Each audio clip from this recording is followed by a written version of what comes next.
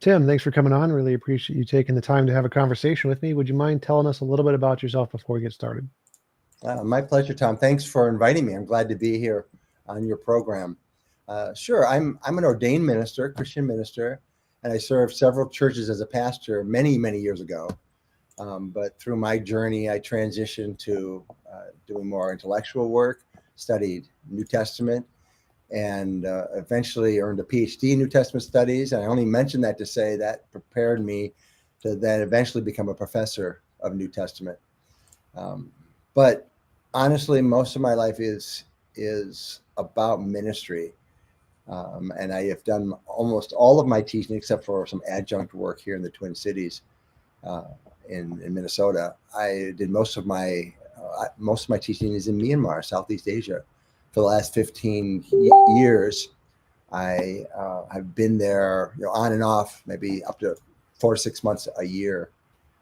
So that's a lot of what I do. In addition to teaching students, these are students who are preparing to go into ministry.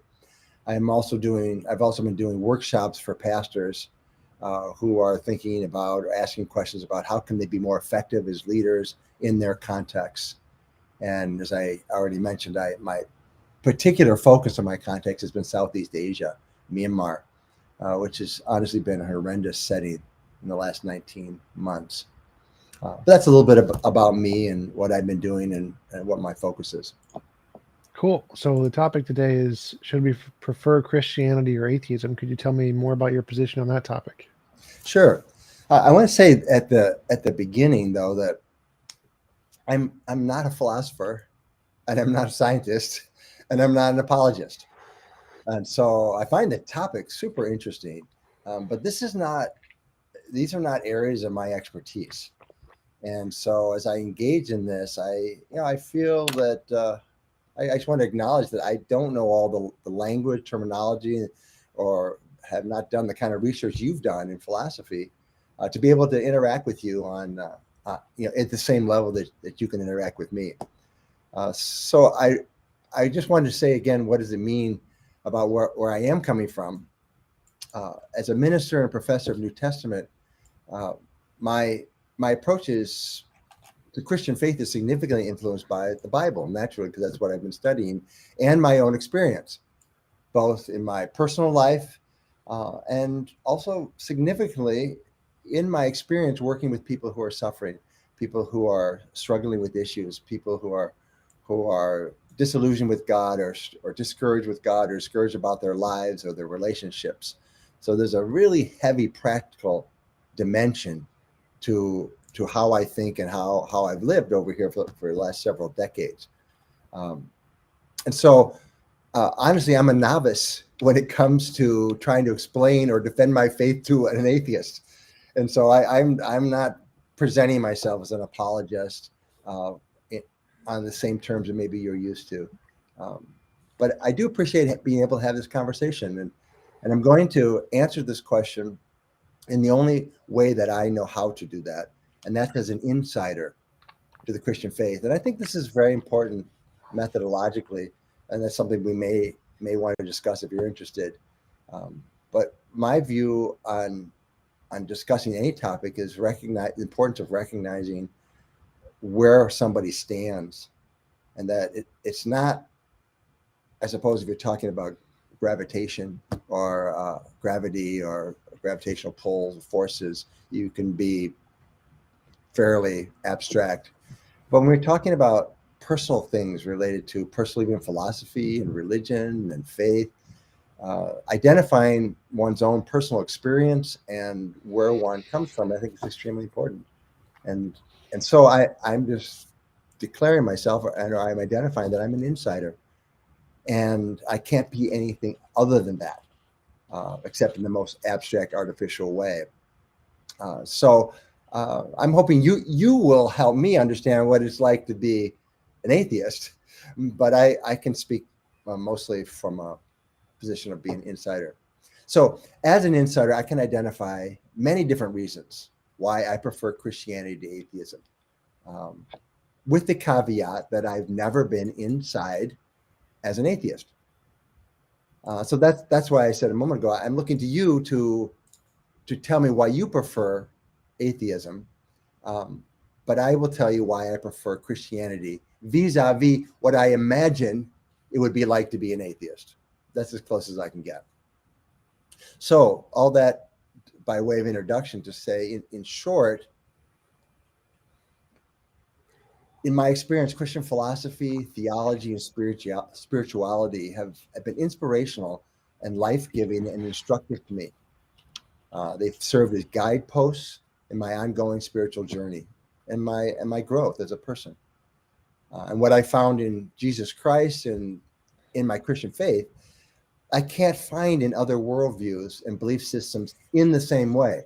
And there are certainly many other belief systems and parallel concepts.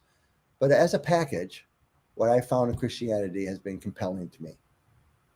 And through Christianity, I've found great meaning and purpose, and values and moral standards to live by, as well as a personal relationship with God that has been very meaningful to me as well.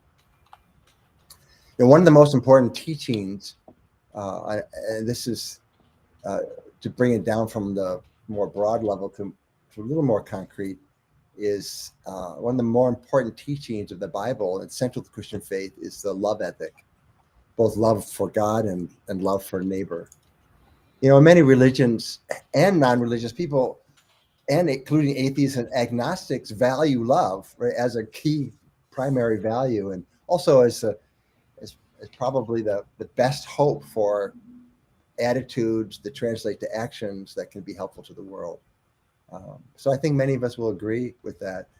And for me, that it's Christianity that has elevated this as the central ethic, love, and has informed me as to what it really means to love, and given me so many ideas in practice about what that love looks like for myself as well as for other people.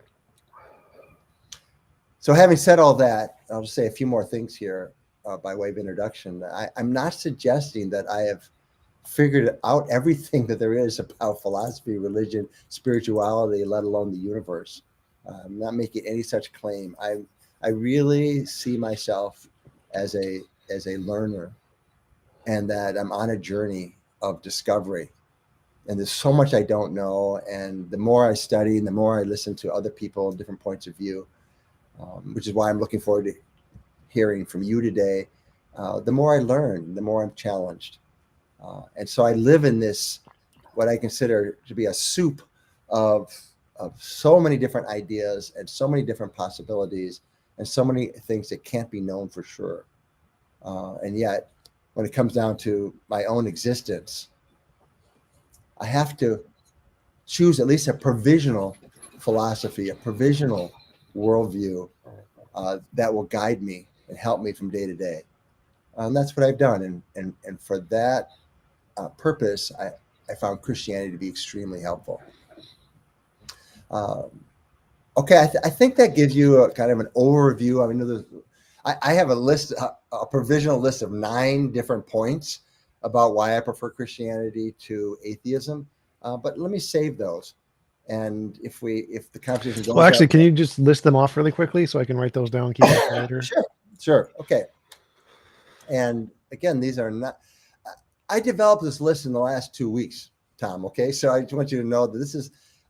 I'm trying to put into words something that I'm not usually asked to give. And so I fully expect that I will refine this list and as time goes on, add to it. But these are the first 9 things that came to mind. Number 1, I'm sorry, they're not going to be as concise as you might like for you writing them down. But it helps me to make sense of my desire to know God and affirms my experience of flourishing when I put my trust in my Creator's love and goodness. So that's number 1. Number 2 is it helps me to interpret my religious experiences with God and provides more content for me as I contemplate the nature and character of God, whom I perceive in and behind nature. Number 3 is provides a accurate description of my existential struggle to do good, to do the good that I imagine to do, or what I would like to be able to do, but often can't do.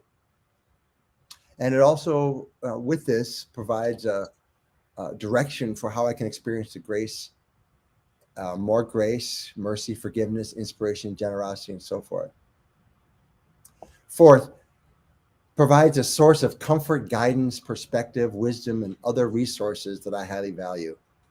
And that's in the dynamic of the personal relationship with God that I refer to.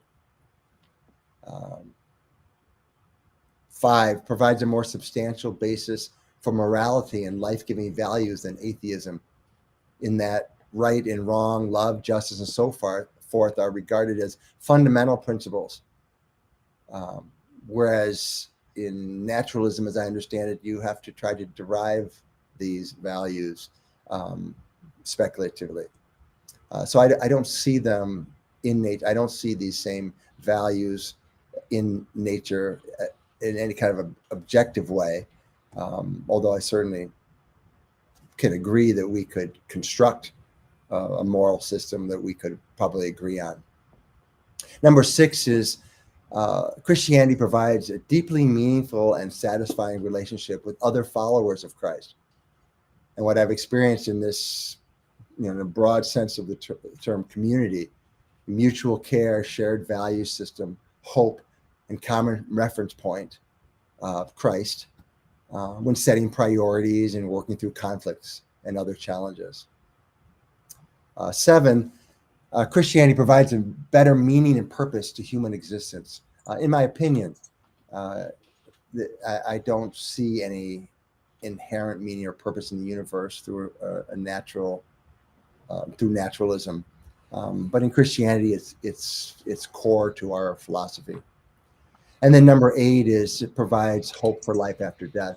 The older I get, the more I'm interested in what happens after my life ends, and through the resurrection of Jesus Christ, my belief in the resurrection of Jesus Christ, that gives me hope. It gives me something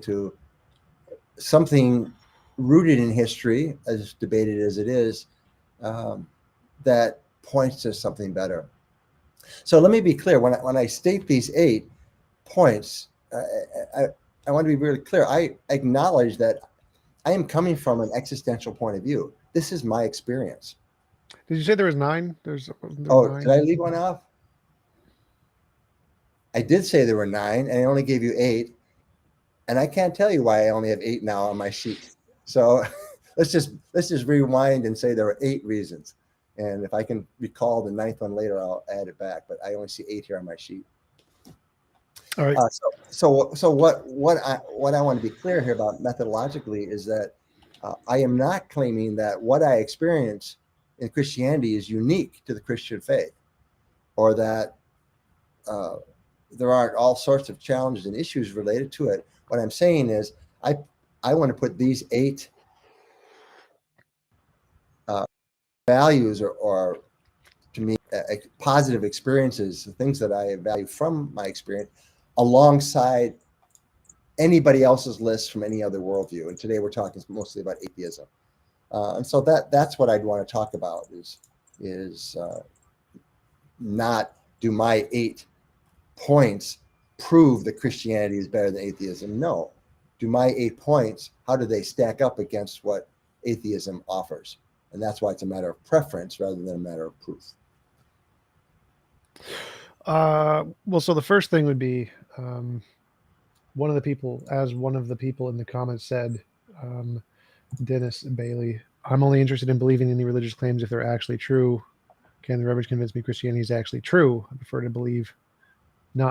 to believe untrue things. So even if all of the points you said are accurate descriptions of what you feel from being religious, doesn't make it true. Like all of that could be, you can get all of these things, meaning, purpose, value, make sense of things, interprets your experience, helps you to deal with struggle. Like all that can happen from fictional stories too.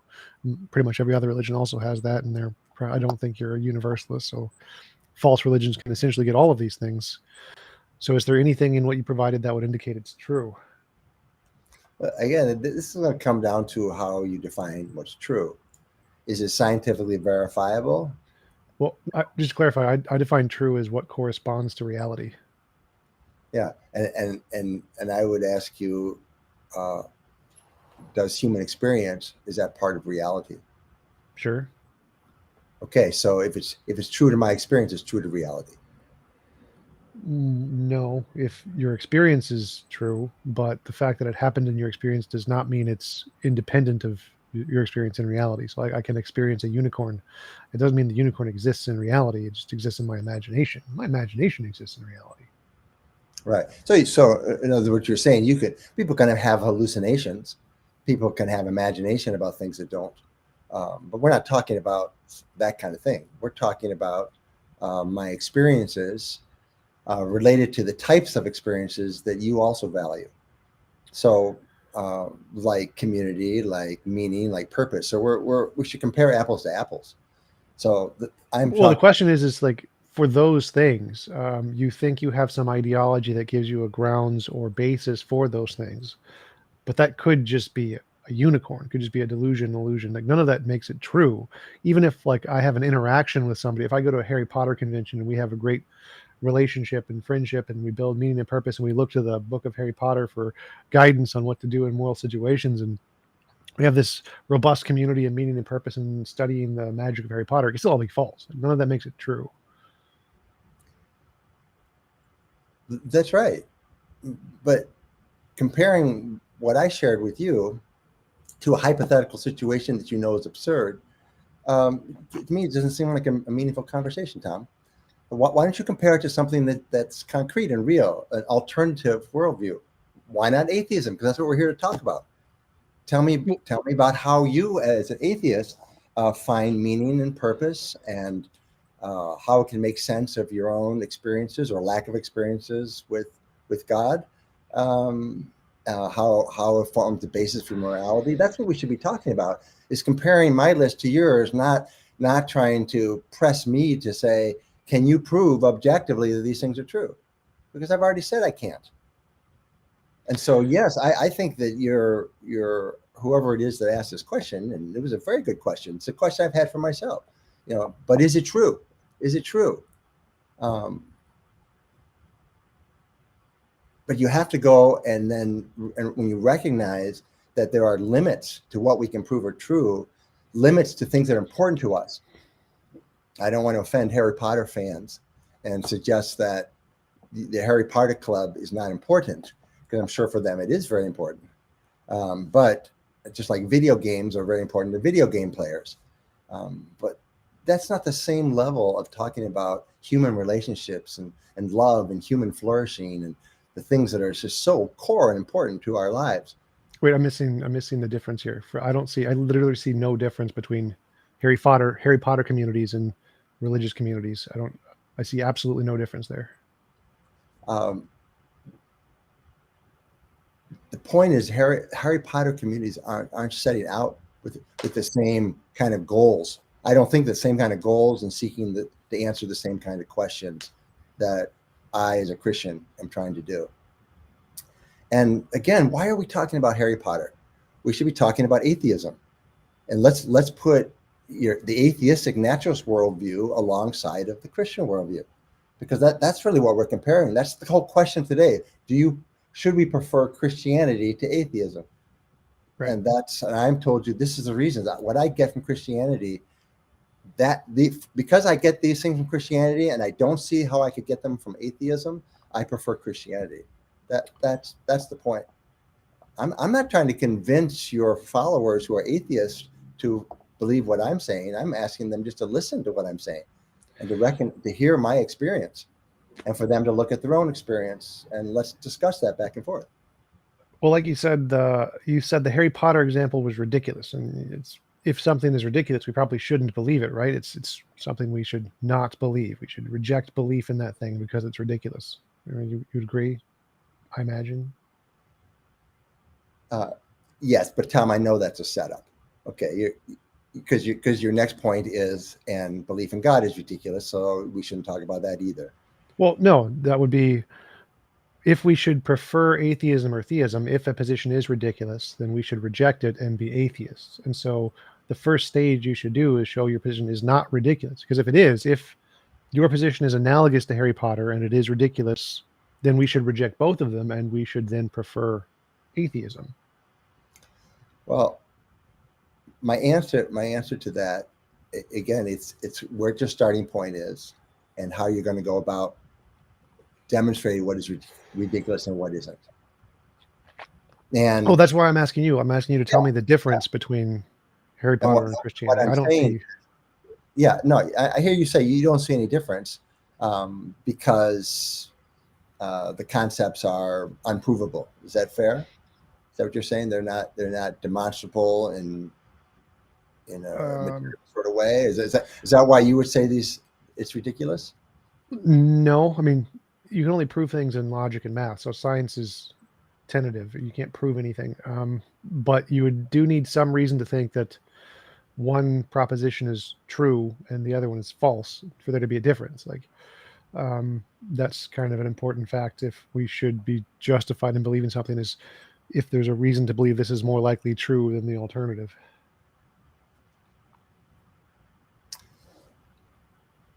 I think what I'm trying to say is that I find that my experience with the Christian faith has compelled me to value it. And I will acknowledge that I can't prove the existence of God. I can't prove that these things are true to the satisfaction of somebody who's on the outside. Well, okay, so I just want to clarify. There's a difference between proof and evidence. You don't need evidence. You don't need proof to have evidence. So like proof is like 100%. Evidence is like 1%. So like we all know we can't prove anything, but if you have if you can't provide evidence to 1% and you're willing to make that concession, that's what we're asking about. Do you have anything that can even give 1% of evidence to show there's a reason to believe it's true more than false? No one cares about proof. We want evidence. Yeah. And what I had said earlier is the evidence for me is in my personal experience. It's what I've experienced in my relationship with God. It's my experience when I believe the principles and I put them into practice. My evidence is how it has changed my life, how it has changed how I view myself, how I treat other people. It influences my work. All that is for me, the evidence is that it works in my life. Not everything works. There are a lot of things I don't understand, a lot of questions I still have, but I found so much that does work and that is meaningful to me in practice, that's my evidence. That's my evidence. And I can give you additional reasons why I think it's certainly understandable, but it's contested evidence that's outside my experience. So I've been focusing mostly on my own experience rather than talk about things that you know very well, the traditional evidence that's presented for the Christian faith. But all that's contested, and you know that. And so, yeah. So I'm asking specifically about like the 8 points you listed. Our perspective that isn't evidence. So we want to know why you think that's evidence, because if your evidence that can presumably move the dial even 1% is your personal experience, that seems to work equally as well for Harry Potter. They have equally as much profound experiences and cultural experiences and meaning and purpose and all that stuff. And so if those things count as evidence, then it would be equally as evidence for Harry Potter being true as it is for Christianity to be true. To me, that doesn't seem to make sense. And so I don't see why personal experience would count as evidence in the first place. I mean, it's nice to have it. It's a good way to build a hypothesis that you have an experience, but it's not evidence the hypothesis is true. It's just a way to build a hypothesis. I think we are, human beings, we are always going to be living in the world where we cannot demonstrate conclusively that our worldview is correct. Again, I don't care about demonstrate conclusively. I want 1% evidence. I don't need 57% evidence and 1%. I don't. Maybe you can help me find a better way to say what I'm saying. Because I'm trying to explain it to you. Is to me my experience with God in prayer, my experiences, encounters with God, my the application of the philosophies and teaching of Scripture in my life, all of those things are evidence to me because it's qualitative evidence. And so Why? it's personal because it's convincing. It's compelling to me. Why is it compelling? What is it about this fact that makes it compelling that it's true? Because it's life changing. Maybe I'm being too abstract. When I found myself, I'll tell you a couple stories, and that may help you understand more where I'm coming from as a Christian existentialist. When I was 14 years old, I was in our Christian tradition, a very conservative Christian tradition. We had to go to church every Sunday night, and so my parents were off at church, and we lived 2 blocks away from this church, and it was raining, and I, as a rebellious teenager, was sitting on the porch smoking a cigarette, and knowing my parents would kill me if they found me smoking a cigarette and ditching church. And so it got a little teenage energy around that. And then I had the gall to, I don't know why I did this. I just looked up to heaven and said a prayer. I said, God, if you make it stop raining, I'll go to church. So what do you think happened? Think it stopped raining? Yes. I thought you might say that. No, it didn't. And that was the best thing in the world that could have happened to me, because I heard a voice in my head. It could have been from anywhere, but I'm just telling you my experience. I heard a voice in my head that said, who are you to give conditions to the Almighty God? And for me, it was a totally unexpected experience. I threw out my cigarette, walked to the church in the rain, got wet, and sat down in the back of row. And that night I submitted myself. I gave myself to God. What that means is I said, God, I will do your will with my life. So that's a personal experience. I can't replicate that for anybody else, but I can share it as my experience. And that was convincing to me that God was real and God was calling me to a different kind of relationship with him. And so that's one experience. And I've had other ones too that have been life-changing over the years as well. Well, if a Hindu came to you and they said they had a experience with the elephant-headed god, and they told them to go to whatever they call church, do you think you would? What? Temple. Temple. Yeah. Do you think that would be evidence that they actually met an elephant-headed god, or evidence they probably had a delusion, illusion, misconception, hallucination, one of those things? It would only be suggestive at best, because I wouldn't be able to know. But I would have to look at their behavior. I mean, that's what a psychologist would do, right? So, I don't think so. No, yeah, absolutely. A psychologist, when they hear a different idea, they may not make a judgment about what the person says, but it would say, how is this affecting how they live? I don't think they ask that. I'm pretty familiar with psychology, and the fact that people are convicted in their beliefs and it changes their lifestyle has absolutely no implications towards its truth whatsoever. Well, you're going 2 different directions here. What do you mean, not truth?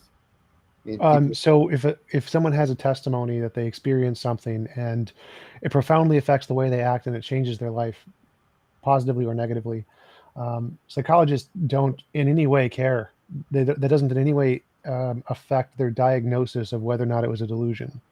The criterions for what qualifies as a delusion has nothing to do with how it affects someone's life. Well, you may be right about that, because I'm not a psychologist or a psychiatrist. I just know what I've read, and what little bit I've read suggests. So I'll just accept what you're saying. I mean, I don't have any reason to argue with you. My point, though, is not how psychologists work. I shouldn't have even brought that up, I guess. My point is more that it seems to me that what psychologists are interested in my experience, having gone to therapy myself, is that they want to know how my beliefs affect how I live, and whether there's there's dysfunction, whether there is function, whether it's constructive or whether it's destructive. And so for me, if somebody comes to me and they say they've had this wonderful experience with Ganesh, the Hindu elephant god, and they turn into the most loving, wonderful person, I'm going to say, gee, I have no idea what experience they had, but I'm sure glad he's a loving person now. And I think that's as far as I would go with it. I'm not in a position of an all-knowing judge and evaluator of everybody's experience. Right. The job of a therapist is to make people happy. So if you're already happy, they're not going to change it regardless of whether or not it's true. Their goal isn't to make you believe true things. It's not just happy, it's functional. And I'm talking about from my own standards of I don't want to just be happy. You could take happy pills and be happy. But it's about how you function in the world and how that corresponds to the values that you have. You see, we're not just talking about me having, just to put this in context, I'm not just talking about an experience I had on the mountaintop one time and claiming that I saw angels dancing across the sky and you go, that's really special. I'm talking about an experience I had with God that fits in with a whole religious tradition and how that wound up influencing my life in a positive way that has borne fruit it's good for me and good for my relationships and good for other people in the world. And that's the concrete, that's the practical implications of whatever experience I claim to have had.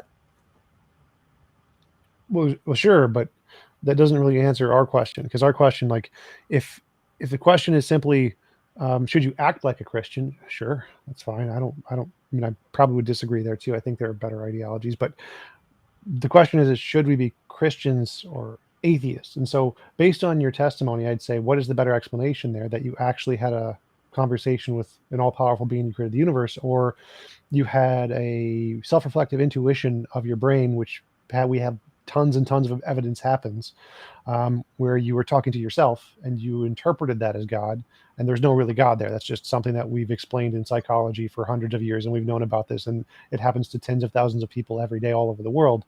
It seems like the better explanation is the one that we have a lot of solid evidence for, and so that wouldn't actually count as any evidence for a God whatsoever. It'd be a zero. And that's fine if you're willing to admit that it's zero evidence is just something that you like or that's meaningful to you, but it isn't actually evidence for God. That's what fine. would constitute evidence that you would accept? Novel testable predictions. I'm sorry, say that again. Novel testable predictions. Yeah. Okay, so now we're back to what can be provable, right? And you said you didn't have to prove it. You can't prove anything. Novel testable predictions are evidence. They're not proof, though. But again, so anything that raises the bar above 1% is good. Yeah, and so I think, to me, you're stuck. Your worldview keeps you stuck, and by definition, you cannot imagine anything. You maybe can imagine, but you will not accept anything that can't be proved. So, so proof is 100%. Evidence is 1%. I'm using the wrong word. Without evidence, by your definition of what evidence is. Okay. Yes, okay. I would agree. I would say I will not accept things without evidence. That is true. So we're at an impasse already. It's only been half an hour. Well, no, that's fine. As long as you're willing to make that concession, I'm happy with that. That's fine. That would be one of the reasons I think this is a reason we should probably prefer atheism. Like if you don't want to believe things without evidence, you should probably prefer atheism. That would be one of my arguments for atheism. Okay. All right. And then so we can go on. What else? Well, go ahead. What else? Yeah, we can go on to the other thing. So my next question would be: why do you think you can't get an equal or greater amount of all of the 8 things you listed from a different ideology, including atheism? Well, as I said, yes, I don't see any meaning or purpose in the universe from a naturalistic point of view. I just don't see it. Except it just goes on and on and on. It gives me no direction as to what to do. Well, I'm a naturalist, so I believe there is. I'm a moral realist. I'm a naturalist. It's called moral naturalism, which means that the world's only natural physical stuff, but we still have meaning, purpose, value, morality, all that stuff. It's just baked into the universe, kind of like how you think it's baked into God. So why would that be any less plausible? Tell me what it is. Tell me what it is. It's like I didn't mean to say that you couldn't find it. I said I can't find it. So if you can find it in the universe, tell me what it is. It's the nature of nature. What is the nature of nature that gives meaning and purpose to your life? So it's like an undiscovered law of physics that just has morality in it. It's a moral law of physics. But bring that down to concreteness. What does that mean on a daily basis for you? What is the meaning of your life? What is the purpose of your life that comes from this undiscovered law? Uh, well, my interpretation is that any involuntary imposition of will is immoral. But my question here is more that why would you saying morality is in God's nature be any less reasonable than me saying morality is in naturalistic pantheism's nature? Because of the specific content of the Christian faith. And so that means it's a whole package. It's not just an abstract concept that there's purpose in God. I'm not arguing that. I'm saying that through faith in the Christian God, that which I learn about through Scripture. That's how Christians think. That's what Christians do. That we're taught that our purpose. You can word it differently, but my summary is the purpose of humanity is to know, love, and serve God. And so I'm on an ongoing journey to try to know God better in whatever way I can, which is an extremely difficult task. To love God, I think I know what that means, but I'm learning to grow in terms of what does it mean to love my Creator and serve God. What that is the easiest one of the three, because I can imagine, based on the teaching of Scripture and based on my own intuition and thoughtfulness, that anything that fits with that love ethic I talked about earlier, loving your neighbor, is what it means to serve God. So I can, without much effort, put pen to paper and come up with a lot of ideas about how I can practically love God. And so I have that purpose that grows out of the teaching of the Bible. Sure. So yes, if we're talking about particular models, there's lots of particular models. The model I like is that we should minimize involuntary impositions of will, and we can write down on paper all the different ways we can minimize involuntary impositions of will: feed the poor, home the homeless. But how does that grow out of nature, Tom? I don't get that. How does that grow out of observing nature? It's a part of the essence of the law of nature. It's a thing. It's kind of like how you think God has a morality to him, that he gives us these words or whatever. I think there's a law of physics that tells us these things instead of God telling us these things. But it seemed like what you were saying was the difference is something about the particular principles or something. Like, I'm not sure what you, because my question is again, why would grounding morality in God be better than grounding morality in naturalistic pantheism? And from my perspective, they can both be grounded in the nature of whether it's the essence of the universe or the essence of God. That makes no difference. And then you said that it's about the particulars of the ideology, the particular things you're inspired to do. And the examples you gave was to love and get to know God and your neighbor in those two classes, which I can say in mine, we don't need the God part. That part is irrelevant. It's to love and get to know your neighbor, or to minimize involuntary imposition of will, be the particular way I'd phrase it. But it seems like we can construct an ideology of how to help people in life from naturalistic pantheism just fine. And I'd say it's a better model than the Christian model of, I don't think there's any need to add this love of the God thing. It doesn't seem necessary. There's also a lot of erroneous stuff in the Bible I wouldn't agree with, and murderous things that I wouldn't agree with. So it seems like my model, which doesn't have any of that, but does still have all of the good, loving, helping other stuff, seems to be like it would be a better grounds of morality. I think I'm not done a very good job explaining my point. What I'm saying is, when I look at nature and I look at how, and again, I'm not a scientist. I'm very much a lay person, looking at what's available to me basically online, or what I studied years ago. I see that nature is very destructive in its forces. It's creative and destructive. I don't see any basis for loving other people, helping your neighbor. I don't. Tell me where it is. where in nature, if you go out and you observe nature, or whether you go out or just study it through a telescope or somehow, tell me where you see something in nature that would suggest, we should be loving people. We should be helping our neighbor. How does that come from nature? Well, there's an epistemic question and an ontological question. Epistemically, how did we get to the conclusion that there is such a thing? Moral intuition and moral progress. Most of the professional philosophers in ethics are atheists, like 70%-ish, but they're also moral realists. They believe there's an objective morality, and they came to that conclusion by looking at the evidence of morality and using that to infer that there is such a thing. So we follow the evidence to the conclusion. But if you're asking like an ontology question, what is it made of? It's essentially the same kind of thing of what you think God is made of. He's essence of the universe, essence of existence. And it's there in the universe. It's not everything. It's not like if you look at space, it's going to be moral. Like, no. Like, we agree that 99% of the universe is uninhabitable to life. It's going to kill us. All of the stuff there is there to kill us. But we're not saying literally everything is morality. So we're saying morality is one kind of thing. It's out there. It's not the strongest force in the universe. Otherwise, we'd all be perfectly moral. It's a weak one. It's something that we can feel its effects, but we aren't like gravity stuck to earth by it.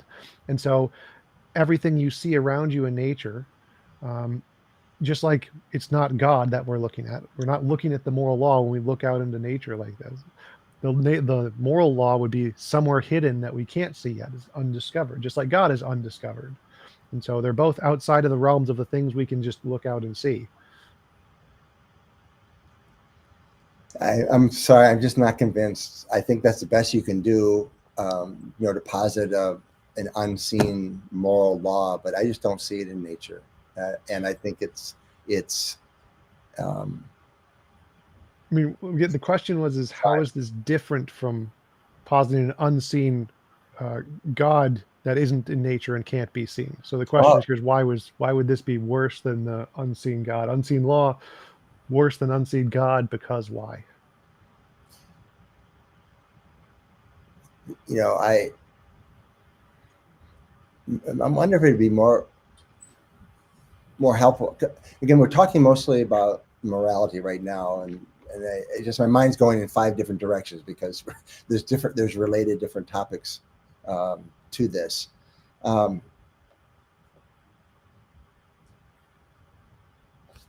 When I talk about the God hypothesis, all right, the imagining that there's a God, then it's all linked to our scripture and how this has been understood and written about and talked about and experienced over time.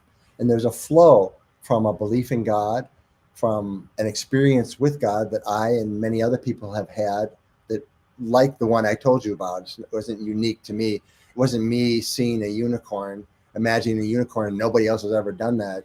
This is a common experience where, especially from those of us who, from an existential point of view, a Christian existential point of view, this is a quite common experience for people to have this moment where they feel compelled to submit their will to God, to their creator, and to say, I am not the creator. I'm not above God. I'm not as smart as God. I am created by God to serve God's purposes. That's the existential shift that many people have experienced.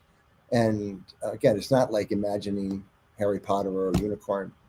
And from that discussion about who God might be, influenced by the Bible, come certain ideas about morality and that what is right and what is wrong. And so there's a whole system that supports it. It's built into a theistic Christian worldview as it's developed.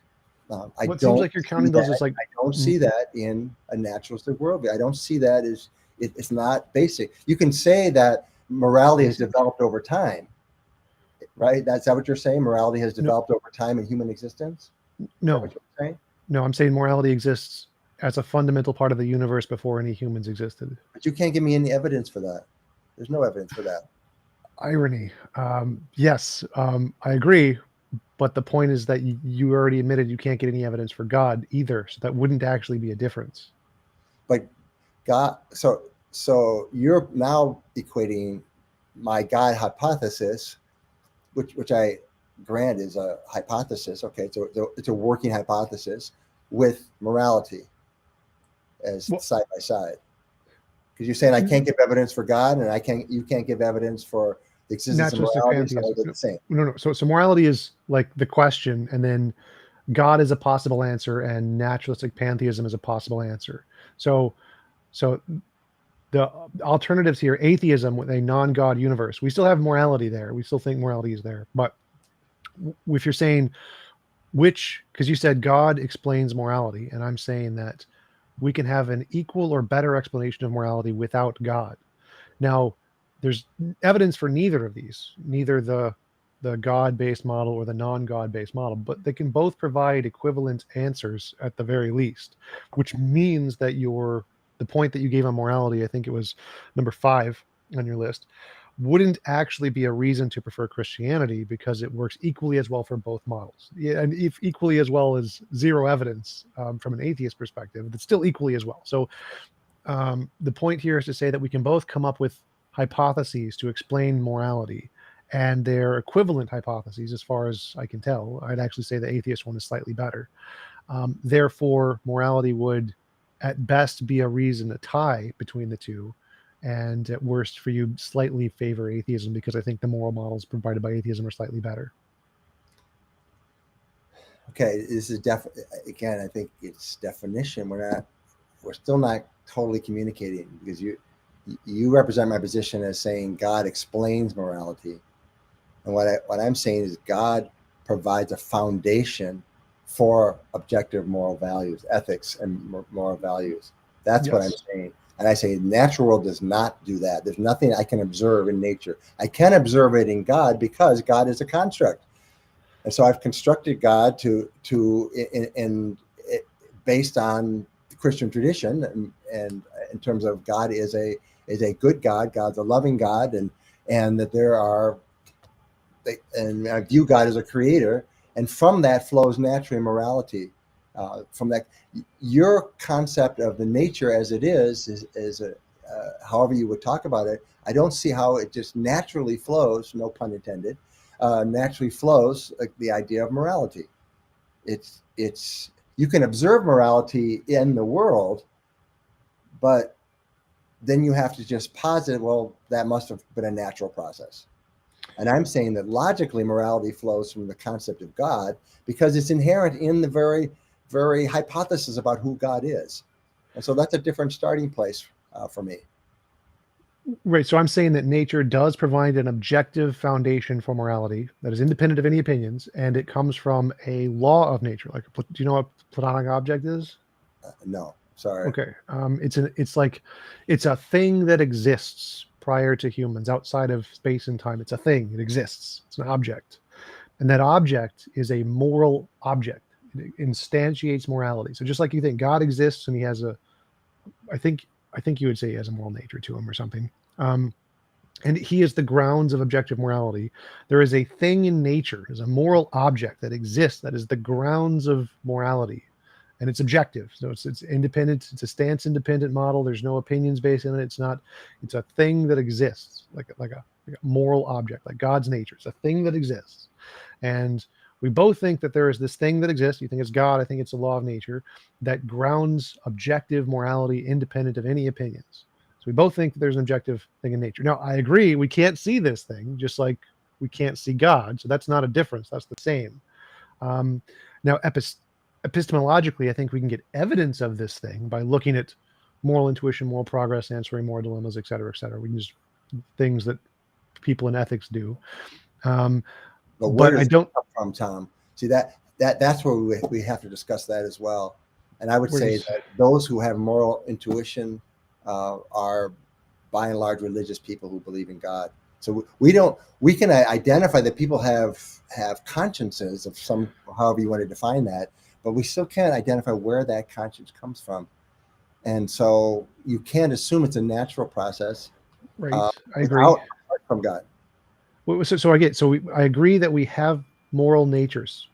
Like this is true for religious and non-religious people. There's no difference there. It's the same. There's no difference. Everybody has moral intuitions. The only people who don't are like psychopaths. So we have a moral nature, and we want to explain what causes that moral nature. Could it be God? Maybe. Could it be a moral law of physics? Yes. They could both answer the question. So the question is why would we prefer the Christian solution to the naturalist solution? Because they both answer the question. It seems like they answer it equally well. Because of the trajectory of where it goes. And that's back to my experience again, experience of other people. Oh, I wanted to ask about that. So it seems like you're counting those as two separate things. And I like that there's the Bible and the tradition, and then there's also the moral experience we have or something along those. And those are like two things that add together. But for me, that seems to be the same thing. Like you already have a belief of God, and then from that belief in the God, you use that to explain your moral experiences. But that's not two separate things. You're starting with your conclusion and then explaining the evidence to make it fit your conclusion. So I can do the same thing, and I can start with my conclusion that there's a moral law of physics, and then explain my moral intuitions in terms of that law, but that would be begging the question. But again, that seems to be like the same thing, and I don't see why you think that counts more in favor of your position, the fact that you have an experience and this model that you think explains the experience. I also have an experience, and I also have a model that I think explains the experience. So I don't see what the difference there is. Well, apparently I can't convince you. And so this ultimately what it comes down to is we both have these ideas. I talk about God. When I say God is a construct, by the way, I'm not saying God doesn't exist. I'm saying my idea about God is a construct. Okay, I'm going to be clear about that. And then versus the idea about naturalistic pantheism. Why would that not be a pantheism? Well, I don't know why you're talking about pantheism. I thought we were talking about atheism. Naturalistic pantheism, if you Google it, you'll find it's just the moral view that it posits nothing beyond the ontological commitments of science. It's naturalism. Okay. Okay. Well, I can do that later, but anyway, let's not get off on pantheism. I just was surprised by your use of the term. Well, so I do want to pick on that a little bit. So just because it has the word theism in it doesn't mean it has anything to do with a God. Atheism has the word theism, is it? Diletheism has the word theism, is it? The fact that the word theism is in it doesn't mean there is a conscious mind involved. So there are versions of pantheism which don't include a mind. They're purely naturalistic, materialistic. There's spiritual versions that don't include a mind. It's the term pantheism is more broad and can be used in multiple contexts that don't include the classical idea of a God. But I mean, if you break it down from the Greek word, you have pan and theos. It's all is God. I mean, so that's how it's been used classically. It's etymological fallacy. Like if you actually look at how the word is used, like if the word diletheism means there's a non-logical structure. So the fact that the word theism is in it is completely irrelevant to the meaning here. Like you don't look at just the etymology of the word. It wasn't completely irrelevant to Einstein, who was a pantheist. But I can grant you that some people use pantheism differently. I'm learning today. So thank you for informing me about that. Hey, let's go on.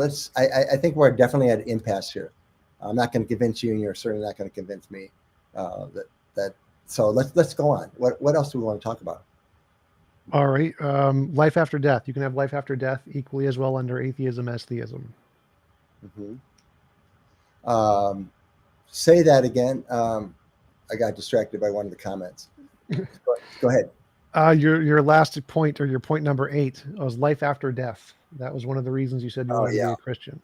And you can have a life after death. The probability of having a life after death is exactly the same under theism and atheism. So I don't see why that would be a reason to be a Christian when the numbers are the same either way. In terms of probability, you're saying?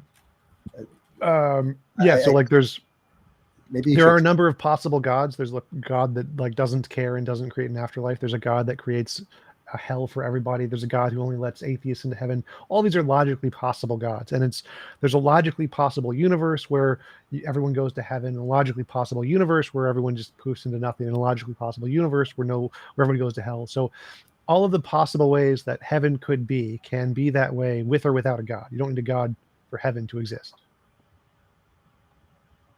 Um, okay. Um, I'm not sure really where to go with that.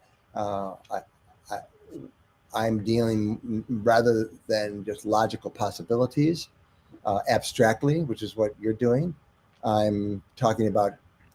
I ground my belief in life after death in the resurrection of Jesus Christ, and that's a concrete experience in history, whatever it means, that gives me hope. And so that, whereas the others are all just hypothetical possibilities, and I can grant that you can imagine all sorts of possible, but that it doesn't. It's not compelling to me just to have a hypothetical possibility. I'm not seeing the difference there between, like, many Hindus argue for NDEs, near-death experiences, as evidence of the consciousness thing that exists, the consciousness field. That seems to also be far better evidence than the resurrection of Jesus. In fact, the resurrection of Jesus is rejected by the vast majority of historians because history can't adjudicate miracles. There's not history can't support anything that lacks an empirical basis. So miracles, magic, mythical creatures, paranormal, supernatural, UFOs, none of those can be confirmed based off historical testimony. Whereas NDEs can be, because we have those all the time. Those are things that we can experimentally verify. And so it seems like there's better empirical evidence of the Hindu claim, because there's actually like an academic journal about parapsychology, which there are papers published in, which is, I don't agree with them, but it exists. And so there is empirical evidence that you could say there is a field of consciousness of some kind that could perpetuate life after death. And so that would be better evidence than the hypothetical resurrection of Jesus, as far as I can tell. So you believe in life after death? Is what you're saying? It's possible. I'm saying, I think that of the 8 things you listed, I don't think any of them are evidence, but I think that you can gain an equivalent alternative model to do all of those things equally or better. So if you think those things are reasons to be a Christian, and I can get all of those things on atheism, then they would also be reasons to be an atheist. I don't think you can get all these 8 things as an atheist. Which one do you think we cannot get? Well, we've already talked about some of them. I'm not gonna go back over and discuss them again. Pick one of the other ones. To me, it helps me make sense of my desire to know God. Well, you don't believe in God, so that's not relevant to you, but it is relevant to me.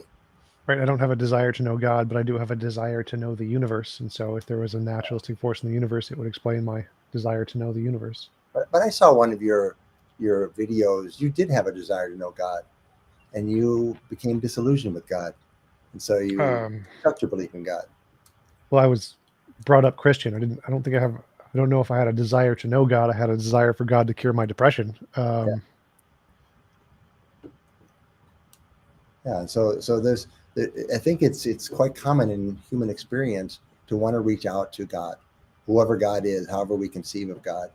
And I think many people turn away from God because of experience, not because of, they might go to create intellectual reasons why they don't believe in God. And I understand that flow, but I think people start with a basic belief in a higher power, in God, and even a creator of the universe. I think that's a natural default beginning position, and then they have experiences of disappointment and discouragement that eventually lead them away. And what I'm saying is I've also had some very, very disappointing experiences with God, such as when my mother had Alzheimer's disease for 14 years.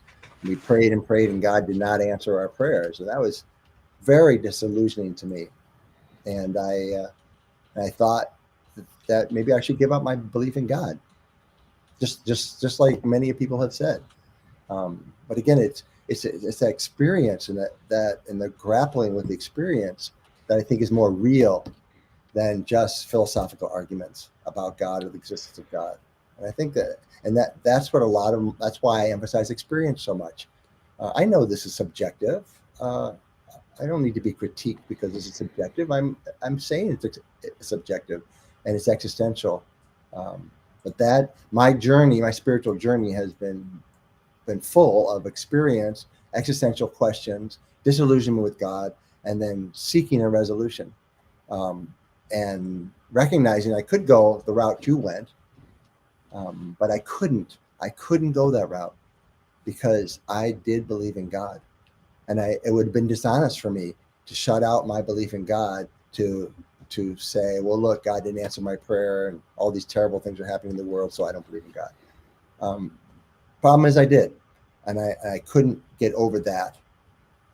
And so my options really were to continue on with my disillusionment and my bitterness towards God. I was so angry at God, and that would make me miserable. I thought this is a stupid option. Better to give up belief in God, then there won't be anybody to be angry at, or then stay in this bitterness and rage. But then I eventually found my way to a third option, and that third option was that I could choose to trust in God. And that's what Soren Kierkegaard talks about when he talks about the leap to faith. It's not a leap of faith, it's a leap to faith. And when you build up all the rational reasons for and against God, in the end, it's inconclusive. And in that sense, I agree with the atheist who says, well, there's not enough evidence or any evidence really for God. You can even say that based on your model. But nevertheless, Soren Kierkegaard talked about it. I have my own experience, and millions of people have had the same experience, that for some reason, some of us make that leap to God and that leap to faith in God. And in doing that, I found of the only three options I had in my disillusionment, that was the best option. That was the option, and I defined best by what produced greater joy, love, meaning, purpose, all these other things that I have on my list. So if what you mean by your personal experience or our tendency to believe in higher power is the fact that many people do believe, I think that's better explained by anthropocentric fallacies, like the fact that we tend to see agency in things that there's no agency in. The classic example is type 1 and type 2 errors.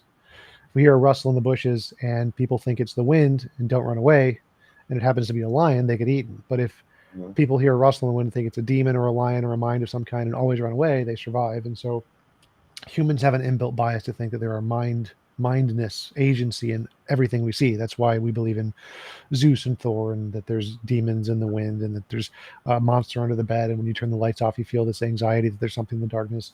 All of those things have been proven to be a result of psychological factors due to evolution, and it seems like the tendency we have to believe in higher powers is explained by that fully. And so if we're comparing the two hypotheses, that this tendency to see agency as a result of there actually being a God there, or it's a product of evolution and our biases towards seeing agency in everything due to survival, it seems like the survival one is a far better explanation. And so I don't think that the fact a lot of people like to see agency in things is evidence that there's actually agency in all of those things. And there's no question in my mind that our minds are able to produce all sorts of imaginary thoughts and jump to conclusions. We do it all the time. And to me, that's one of the greatest contributions of the naturalist perspective, is that it keeps asking the question, why do you believe that? Is that true? What evidence do you have for that? I really value that from your approach. What it comes down to is I don't think that explains everything. I think there's something more. And of course, you say, well, what evidence do you have for that? What do you think it doesn't explain? Like, that would be my question. It doesn't explain. It doesn't explain my desire to know my creator. It doesn't explain my belief that there is a creator, that what I see in the universe is there by design. Well, just to take those two, what do you think? How do you think it doesn't explain those? Because like type 1 and type 2 errors, false positives, if you think there's a agency in the universe and you've been taught this through your culture that it's a good thing that there's an agency in the universe, that would seem to explain your desire to get to know your creator. Like, that's why the Romans sacrificed things to the gods, because they wanted to get to know their creator in some sense, get the favor of their creator. No. They're not trying to get to know their creator. They're trying to manipulate the creator to do them a favor. And that is a very different level of spirituality than what I'm talking about. Well, I don't see the difference there. So it seems like the case. Let me explain the difference if you can't see it. Well, I just want to clarify. So, to me, it seems like the case that if you believe there is an all-powerful mind up there that's more powerful than you, because we have this bias in us for authority and appeasing authority, we innately have a desire to submit and get to know that authority. That's just a part of biology. It has nothing to do with innately wanting to use the authority. It's just whenever there's an authority figure in every social structure, um, there becomes this social hierarchy that's built up in every kind of social interaction, and you have this inbuilt intuition that you want to be closer to the highest authority figure. And that's a natural bias we have. It's always there. And the fact that we see agency in everything, including the universe and volcanoes and tornadoes and everything, they're the highest authority because they're much bigger than us. And we have the desire, the same inbuilt desire to get to know them. So both of those, all of that stuff you mentioned seems to be very well explained by the natural stuff we know about. There's a difference between being able to describe something in psychological terms and to really explain where that comes from. And so, your idea about, we we need authority structures, and it's natural for us to look up to authority structures. Who can argue with that? I mean, that's very descriptive. But for me, it's not comprehensive. It's just, I mean, absolutely everything that anybody could say, you can speculate and create some kind of evolutionary possible purpose to explain it. But that's not evidence. That's not proof. It's just conjecture. It's speculation. Wait, exactly what you should do. It's exactly what you should do. I'm lost a little bit here. So just to clarify, we have proven that these two things are a fact. We know they exist. They have been proven to exist. Anthropocentric fallacies. What have we proven? The tendency for us to admire places of authority and want to be part of them, and type 1 and type 2 errors, those have been proven. These are facts. We know they scientifically exist. It's like color blindness. It's a thing that we have proven to exist. And so all right, yeah, I'll give you that. And so if we're wanting to explain some experience we have, like people have an experience to want to get to know God, and want to explain what caused this experience. And there's these two phenomena that we know exist for a fact and affect pretty much everybody. And they would directly cause this experience. That seems like a very good explanation. Now, if you want to compare that to, say, there's actually an all-powerful being that we don't have any evidence for, and say that's a better explanation of these phenomena than the thing we have hundreds of thousands of empirical studies that prove these two things exist and cause this exact phenomenon.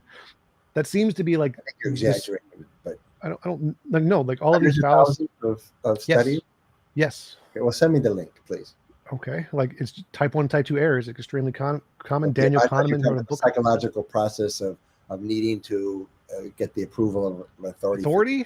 Oh, yeah. Authority figures. That's the one you said. Yeah, so we have literally hundreds of thousands of those. That's a huge common thing that's a study in psychology. So these are errors, very common. We have names for them. Argument from authority fallacy. It's like, yes, we know this is a thing. I mean, I'd love to see the link. I don't doubt that there's studies, of course, but I'd love to see exactly how far they take it, and again, even the existence. That again, my point is that that's all descriptive. It's descriptive of what they can observe in human nature, and that's all your method can ever do. It just describes what is, and I that's how I value the scientific method and investigation. It describes what is. And I'm not satisfied with what you are able to describe, because my intuition suggests that there's something more. And from the design of the universe, because I'm convinced that there is design in the universe, to my experiences with God, to the benefit that I've gained by putting my faith in the Christian God and in the Christian philosophy, and the difference that's made in my life, that whole flow is a combination of intellectual argument and subjective. And that's where I live, and that's where everybody lives. Everybody has to put together all these pieces as best they can. And you've put it together differently, and you put your faith in the naturalistic process. And if there's anything you can't understand, you just assume that it's kind of the nature of the gaps. Whatever you nothing can't I said was subjective. None of the arguments I gave were subjective. None of the analogies I gave were subjective. Exactly. That's right.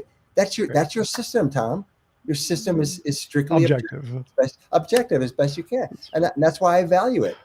Well, so my argument here is that if all of the reasons I gave are just strict logical arguments, that there's a mirroring, it's a mirroring argument. What I'm doing, it's called as a horse, some kind of horse. I forget what it's called, but I'm taking all of the things you're saying and seeing if I can apply those same pieces of evidence to an alternative hypothesis that is contradictory. And if I can, that proves objectively, without any subjective interpretation, that it is not evidence. So that's really all I need to do. So it's when you say that we need to All have you this need to do subjective. logically, What? but not it's all you need to do logically is what you're saying. Is Yes. if you can provide another explanation for what I experienced than the one that I'm giving, you're That's saying equally supported. Yes. What's that? Yeah. If it's equally supported, like the fact I could say magical squirrels did it, but that's less supported. So it has to be equally plausible. And what is the impact of being able to do that logically? Then you can dismiss my claim. Right? That's no.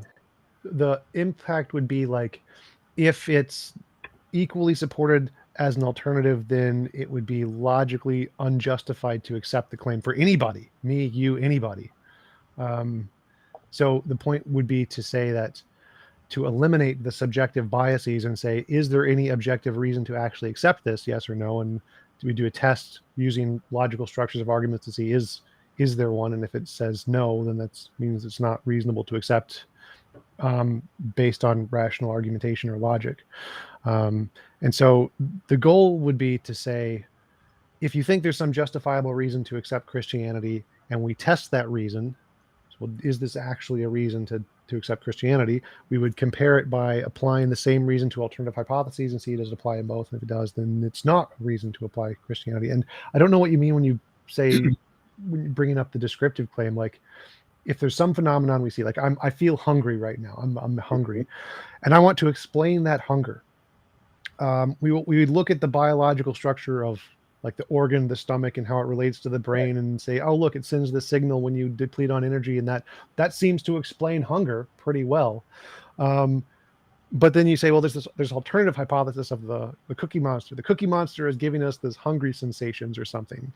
Like we can say that's probably not it. It's probably the thing we can literally measure. There's this physical interaction. There's a correlation between when you have the sensation and what's going on in the stomach. Like we can measure these things. This is very, very solid. It's probably the hunger thing, probably not the Cookie Monster. And it's rational to conclude that. And I think the same thing applies when we're talking about this desire to know God feeling. Like, just like we have this hunger sensation and we can measure the correlation between the stomach and the brain, we have the same thing with type 1 and type 2 errors, with anthropocentric fallacies, with appeals to authority. We know all of those things are just massive influences on the human psychology. And we've proven they exist. They're extremely common, tons of data on all of those, just like there is for hunger.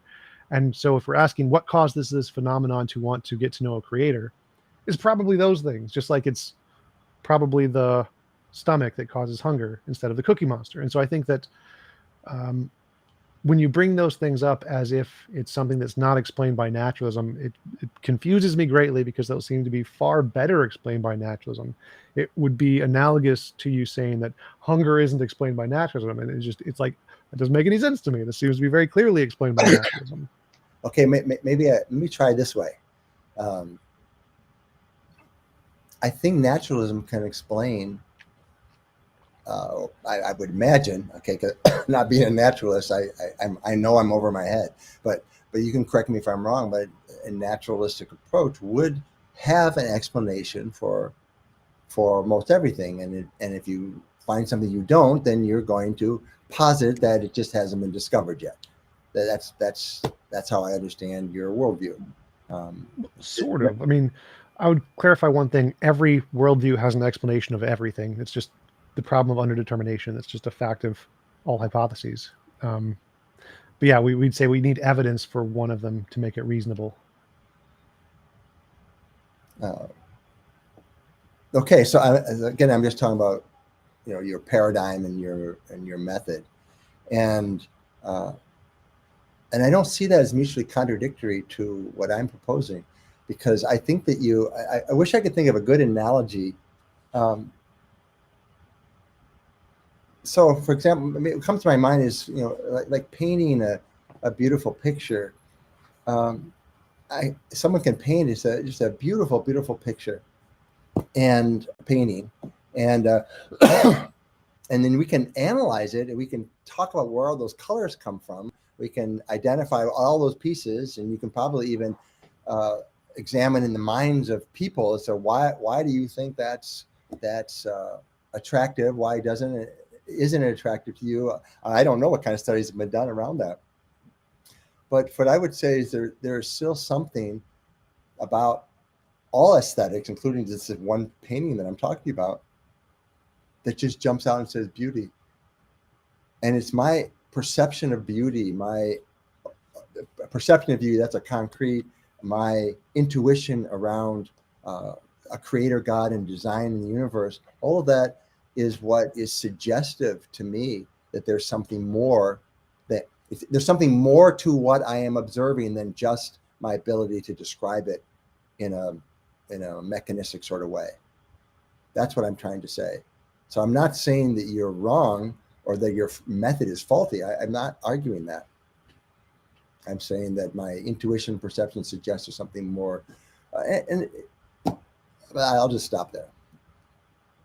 Okay. To me, like what comes to mind is the God of the Gaps argument, that we have this feeling that there's something more, that there's something we can't explain yet, which there's lots of those things. We obviously can't explain everything. But then to say that there must be a God to explain this thing is a God of the Gaps. You're saying here's a gap. I'm very well aware of God of the Gaps argument. I don't think that's what I'm saying. I mean, they used to say, things like, I can't think of a good example, but where there's lightning or something like that. You can't explain lightning. Zeus did it. Yeah, right. That's right. It must be Zeus, right? I'm not arguing that. I'm saying that what I'm perceiving and experiencing in the world is suggestive that there's something more. It's not like, gee, I can't explain it, because the naturalist world you can. You just proved it to us around the authority figures. Not proved it, but you illustrated it with that example. That I think, yeah, that makes sense to me psychologically, that there could be that as part of it. What I'm telling you is that I'm not satisfied to say that explains everything, and you are, and that seems to be where the rub is in the gap. Well, it doesn't explain everything. I agree. We don't have an explanation of everything. So I did mention that before. We definitely don't. But my question would be is that there's infinitely many explanations. Everybody has their preferred explanation of everything. And if we don't have a way to filter out the imaginary ones from the one that actually corresponds to reality, differentiate imagination from reality, then I don't think simply the fact that we have this intuition that there's some explanation of something more, and it's whatever your particular intuition is for, is a good reason to think that your intuition is correct. We all have explanations of the unknown. Newton famously said that when he looks at the gravitational connection of the planets in the solar system and trying to do the calculations of how to measure that, he said, it's impossible, I can't do it, must be a God. He had an intuition by looking at that thing. It was so complex, could only be done with a God. And then Laplace came along like 100 years later and just did it on his own side. And Napoleon asked him, well, where's God in your hypothesis? And Laplace said, I had no need of that hypothesis, sir. And I think that's a God of the Gaps, Tom. That's a God of the Gaps. And so I'm not arguing that. Well, I'm not seeing the difference. That's what I'm asking, is that to me, it seems like you saying when you see beauty in a painting, you feel this intuition that there's something there, something in that painting that indicates something more. That's the same as when Newton saw the planets and he saw the elegance of the connection of gravity, and he had this intuition that there's something more. Therefore, something more that caused it. That's the difference. When you posit that there's a God who caused it, something I can't explain, that's a God of the Gaps. When I posit that there's something greater to this reality than not that's causing this to happen, but it's suggestive that there's something greater in the universe that I'm able to analyze. That, to me, that's not the same as God of the Gaps. I don't see that logically. Well, like when you see a painting and you feel this essence of beauty, and you say that's indicative of something more, isn't it something more that's causing that beauty thing to exist and you to feel that, right? I don't know if I'd use that doesn't sound like the right word to me, causing beauty. It's just something more to its essence, I suppose, is what I'm saying.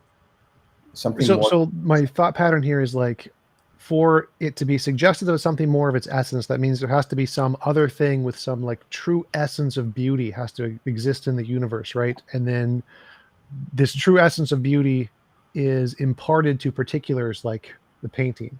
Now, if the painting itself has beauty itself inside of it, and there's no need for something else like God to create that beauty, then it wouldn't be suggestive of something more, right? It would just be in the painting. So Yeah. for it to be suggestive of something more, there has to be something more to cause this beauty thing to exist, right? Yeah, I think I follow what you're saying now. I mean, you're saying that if I perceive it as beautiful, and if I term it as what causes me to think that's beautiful, if I say that's God, that's like a God of the gaps. I think that's what you're arguing. Something like that. I think like for Yeah, yeah. beauty to exist. Go ahead. I'm sorry. Right. So I'm saying like for beauty to exist, it seems like what you're saying is when you look at the painting, there is beauty itself is somehow in the painting, or something more is in the painting. And that something more Well, has to exist.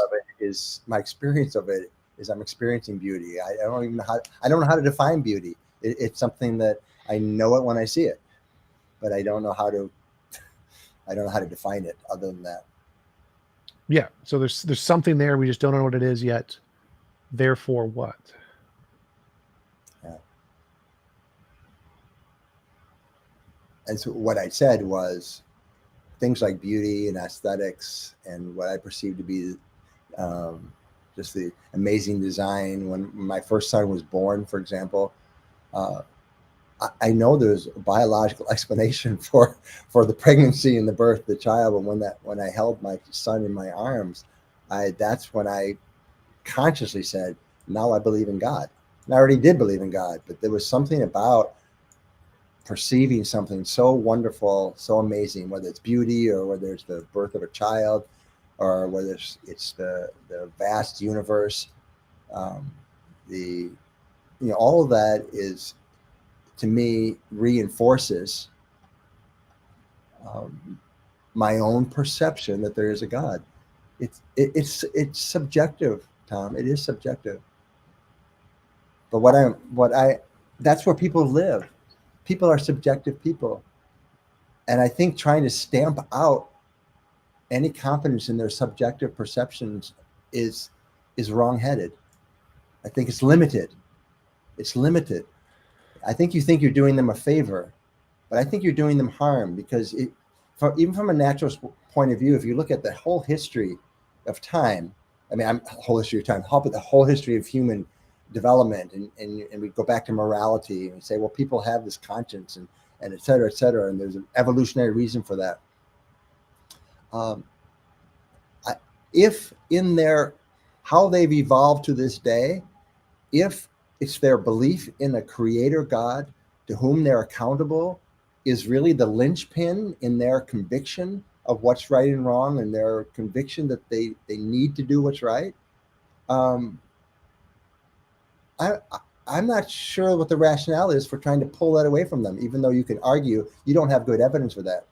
You pull that away, if from an evolutionary point of view, if that has been necessary for them to get to the place where they know right from wrong, what's the rationale for trying to pull all that away from the average person on the street?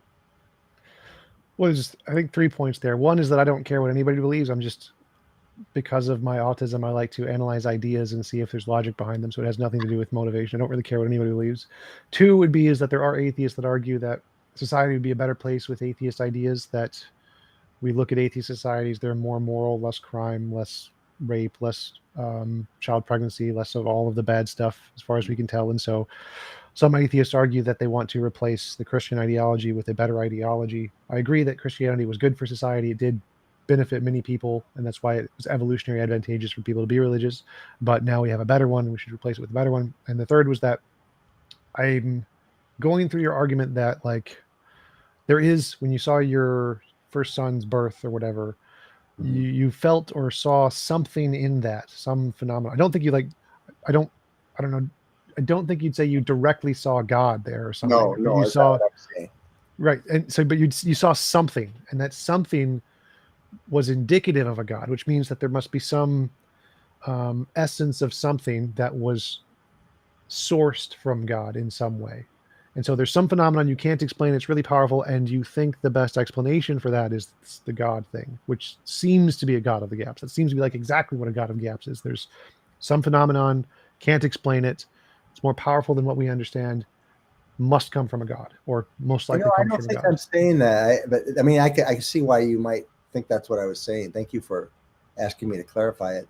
I think I think I was just wowed by the amazing reality of the child being born, and that somehow that human beings, that this is part of human existence, is having a child, feeling love for that child, seeing a child be born from egg and sperm, and that whole process.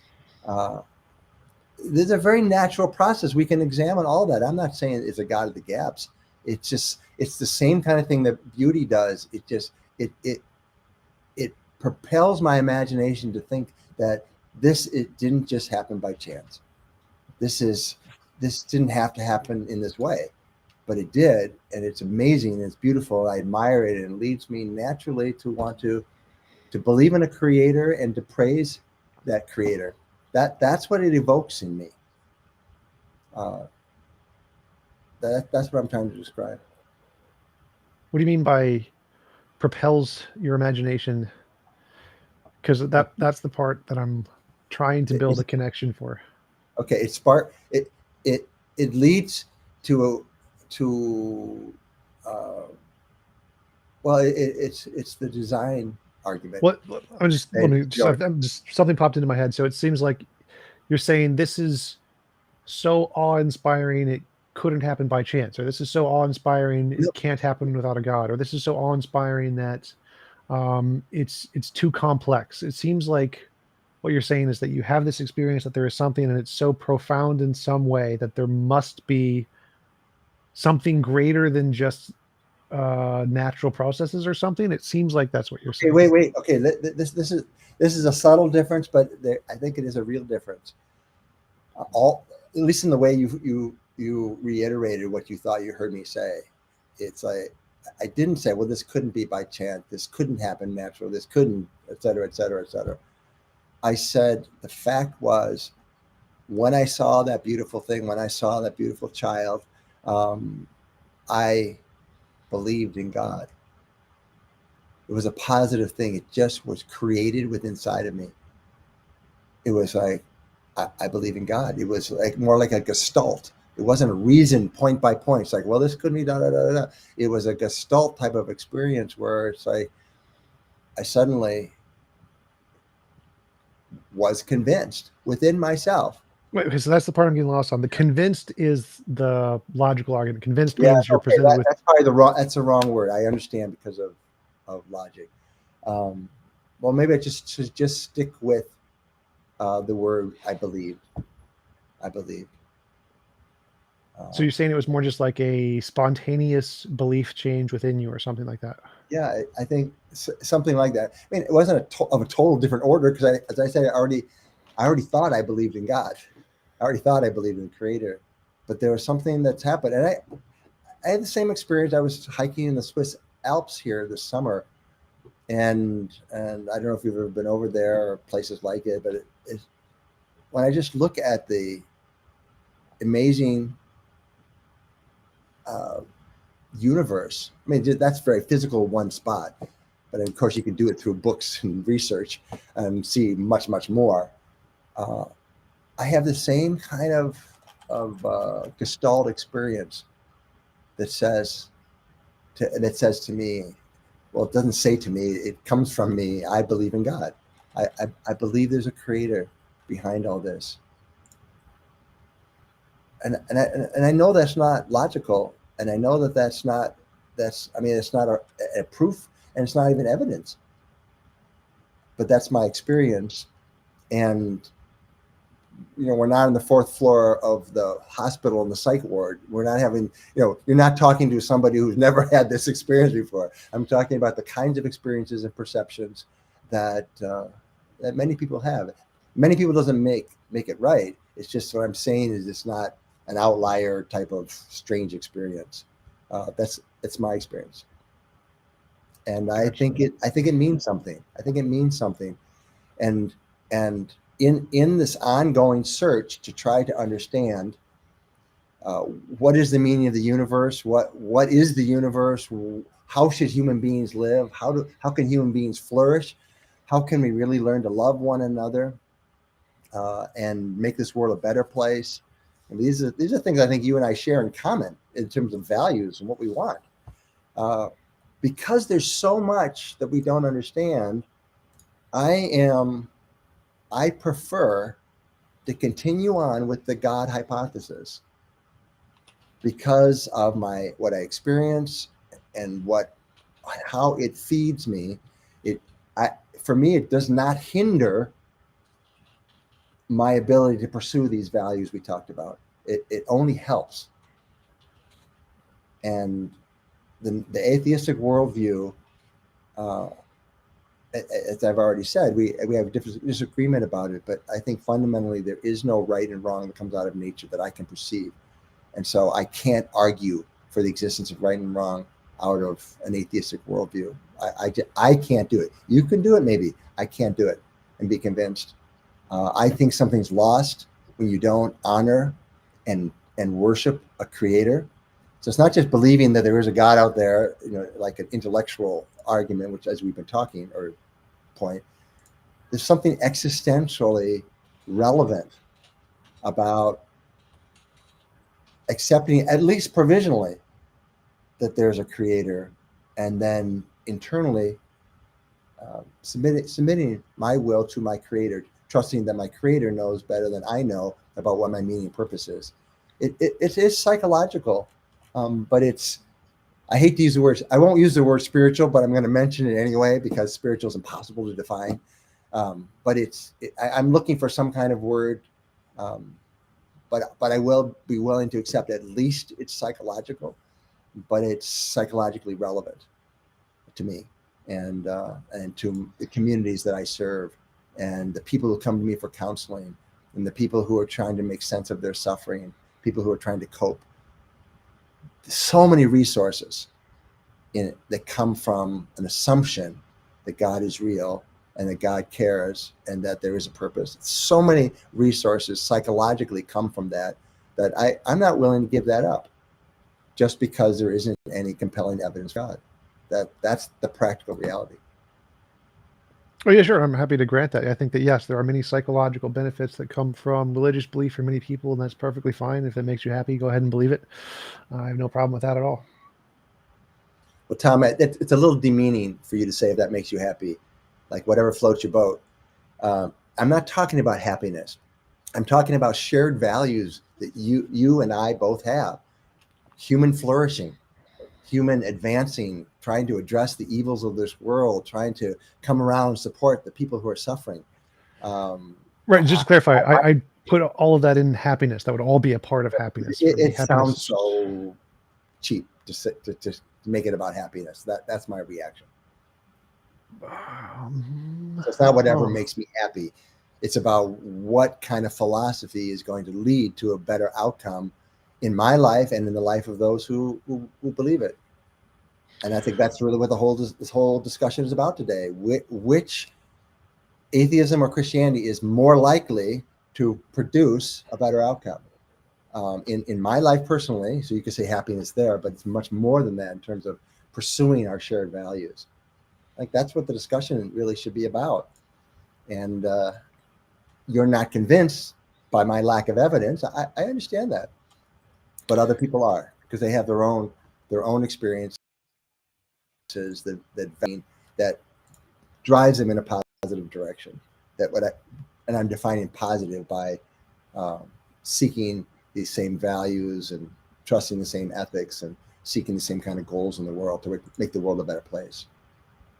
Right. I would definitely agree that's the most important goal. And I would, in that context, argue that probably a different ideology would be better than Christianity. I think that all ideologies are on a spectrum. Christianity is probably better than Islam or any of the ones that are hyper violent, I'd say. But I think there's probably better ones. I think that the best way we can I would say maximize happiness. I think that would be like the ultimate. What would be the best flourishing for everyone would be to maximize the freedom of everyone to have no involuntary impositions of will. That would be the perfect world from my perspective. And I think that having an ideology that is built around that would probably be a better ideology than Christianity and lead to better results than Christianity. And so I would say that the goal should be to create a world where we force people to do things they don't consent to as little as possible and change the laws of physics as much as possible to allow those kinds of situations. So Did anything we can do to you say change the laws of physics? What did you just say? Yep, change the laws of physics. I'm sorry, we won't go into that, but I was just curious. I'd never heard anybody say you could change the laws of physics. Yeah, gravity was repulsive at the early universe. The laws of physics change. Okay, all right, but go ahead. I didn't mean to interrupt you. I was just surprised by what you said. Yeah. So I think that's. I agree that having different ideologies has different impact on the world, and we should try to pick an ideology that maximizes the most moral outcomes, the best world for us all. I would classify that as happiness. I just put that in the happiness category, where you would probably put it in like the human flourishing category or something. And so I would say that I agree with you on that point, and I would argue that the more humanistic worldviews do that better than Christianity, and so they would be a better worldview to adopt, evidenced by the more secular society, the less crime in every way. What are you referring to? Like Greenland, Iceland, and Finland? Is that what you're referring to when you say that? Japan, Norway, Sweden, Singapore. Yeah. So we've got Singapore is largely Christian, but Japan certainly is not. And I think UK is above 50% non-religious. America is 40%. Yeah, UK is really thriving now, isn't it? Sorry, atheism is growing, in the world. I mean, it seems to be advancing statistically, but again, I don't think you're going to argue that 18%. What? Singapore, 18% Christian. Yes, but I think there's a disproportionate number of those people in positions of leadership. But I don't have stats at my fingertips. But I don't think you're going to argue that the number of people that hold to a view validates it, are you? No, I'd say that if we're trying to measure the outcomes of a society based on an implementation of an ideology, I'd say that a society that has a larger portion of that ideology would have a representative analysis of like how much crime it increases as or whatever. And so like if we instituted Nazism or something and we saw a massive increase in the rates of crime against Jews, we'd say that's probably a bad ideology. We don't want that because that correlates to the crime growth. And so if we have an increase of one ideology and it causes a decrease in crime, then that's a good indication that ideology would have positive outcomes, which is what we see in secular nations and secularization. So secularization of a government is not the same as saying that that's the outgrowth of atheism. I mean, those are two different things. Right, because the crime rate isn't by the government, it's by the people. So I'm saying like the people adopting the ideology tend to do less crime. The government is. I think this is a huge study that I am not qualified to really look at, but what I do know from my research days is we would need to identify all the variables and identify what beyond correlation of how many people are atheists and what the crime rate is causation, and that's going to require a lot of study. But if you want to go that route of saying, well, here countries with more atheism seem like they're having lower crime, of course that begs the question: what are the other factors that are different? I mean, it's a huge thing. But what is your answer to the worst mass murderers in history who were atheistic? Stalin and Mao Zedong. I mean that there's also that possibility. Yeah. And this takes us back to the morality issue, is that I don't see in an atheistic worldview any clear sign of what's right and wrong. I think it's a matter of committee decision. Eventually, it's like, well, let's get together and decide what is in our best enlightened self-interest. But I don't think people actually function on that level. People work in their own self-interest. And so somebody who really believes that, who really gets it, As Nietzsche got it, if we really dig down deep, we see that there is no compelling reason to do anything but in my own self-interest. It can lead to horrible consequences. Well, Fortunately, it doesn't.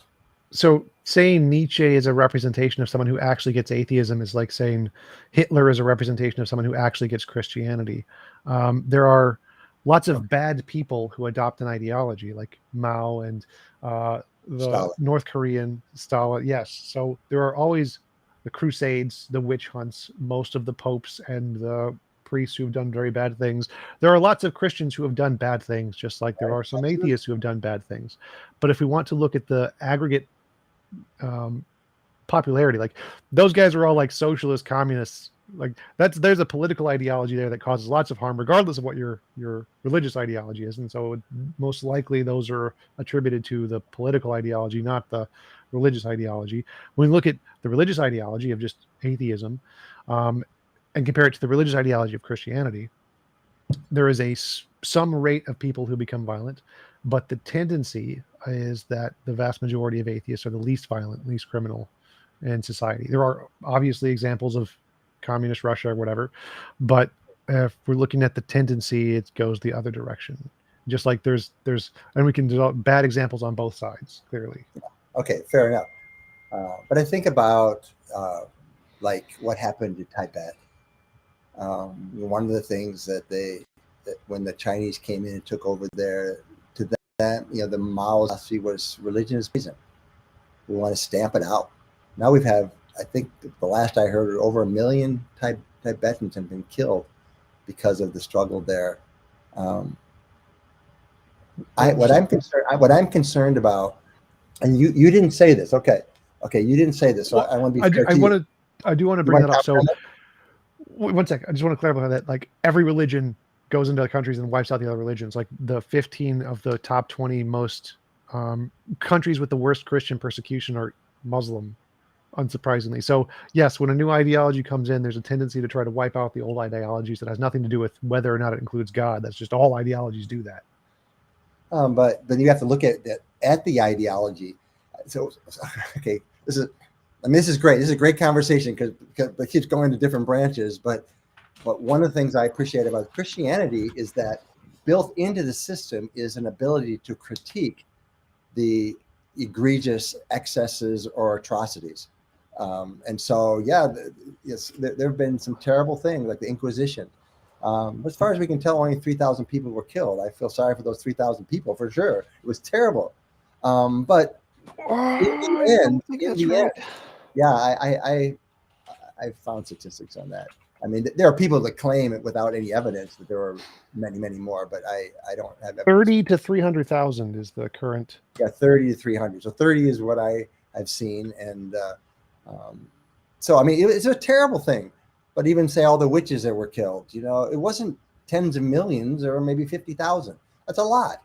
But the point is there were millions more Christians who were not participating in killing witches and killing Muslims. It was about 110,000 in the witch hunts. Well, again, that's not according to my statistics. Well, I'm just pulling up academic journals these are published papers. I also read published paper that said 50,000. So again, we could have competing. I'm happy with that. 50,000 is fine. Okay, but the point is, it's not to just throw that out. It's like, what about the Crusades? What about the witch hunts? Christians are really awful people, or they really have done terrible things. It's they have, but built into the system is an ability to critique that, as has happened even with slavery. I mean, there were Christians who were supporting slavery, but it was ultimately the Christians in UK who were leading the charge, and also Christians in the north of the United States who, for moral reasons, for Christian reasons, said this is an evil that must stop. And so there's a check and balance in there. With atheism, I don't see the check and balance.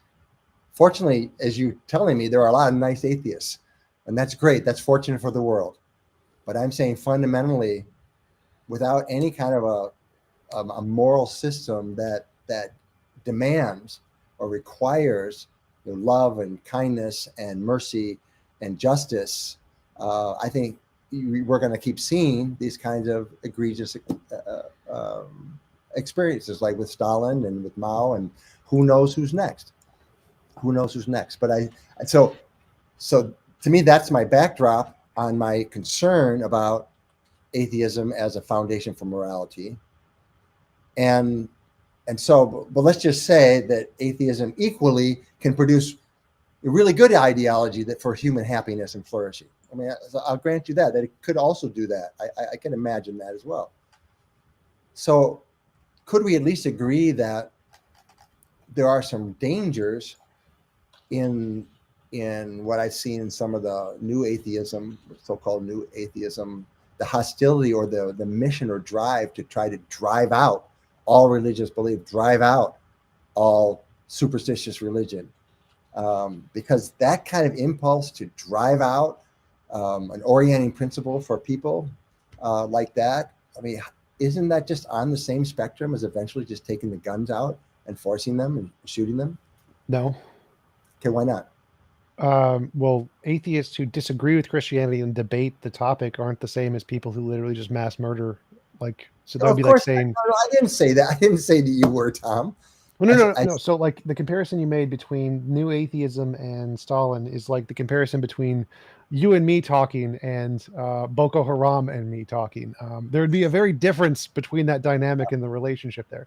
The new atheists are just like they like to debate. They're not. There's no implication of wanting to eradicate religion. In fact, Is that Christopher true? Tom, is that yes, true? yes. I Christopher heard Hitchens you was say asked. that for Richard you. Dawkins asked Christopher Hitchens, if you could eliminate all religion from the world tomorrow, would you do it? And he said no. The new atheists are not trying to eliminate religion. They want to eliminate religion from politics. That's for sure. That's definitely true. But they don't want to eliminate religion. Like if I eliminated religion, I'd lose my job. I would have no occupation anymore. This is not. Atheists are Okay. not okay with just eliminating religion. They don't care. They just don't want it in politics.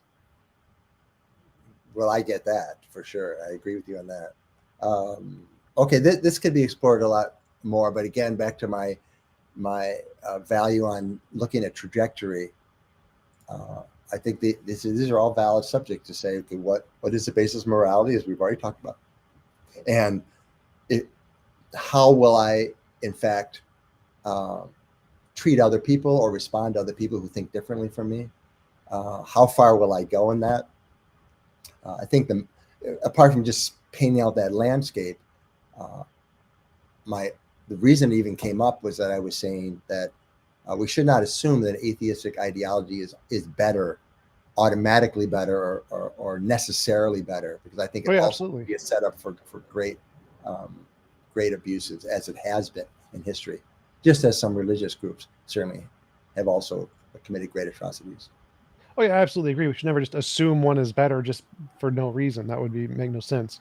But I would say that if we look at the evidence seems to indicate that the outcomes are better. There are obviously downsides to both, but the one thing you mentioned was that there's an inbuilt moral system in Christianity where there isn't one in atheism, which I agree. Atheism doesn't have an inbuilt anything.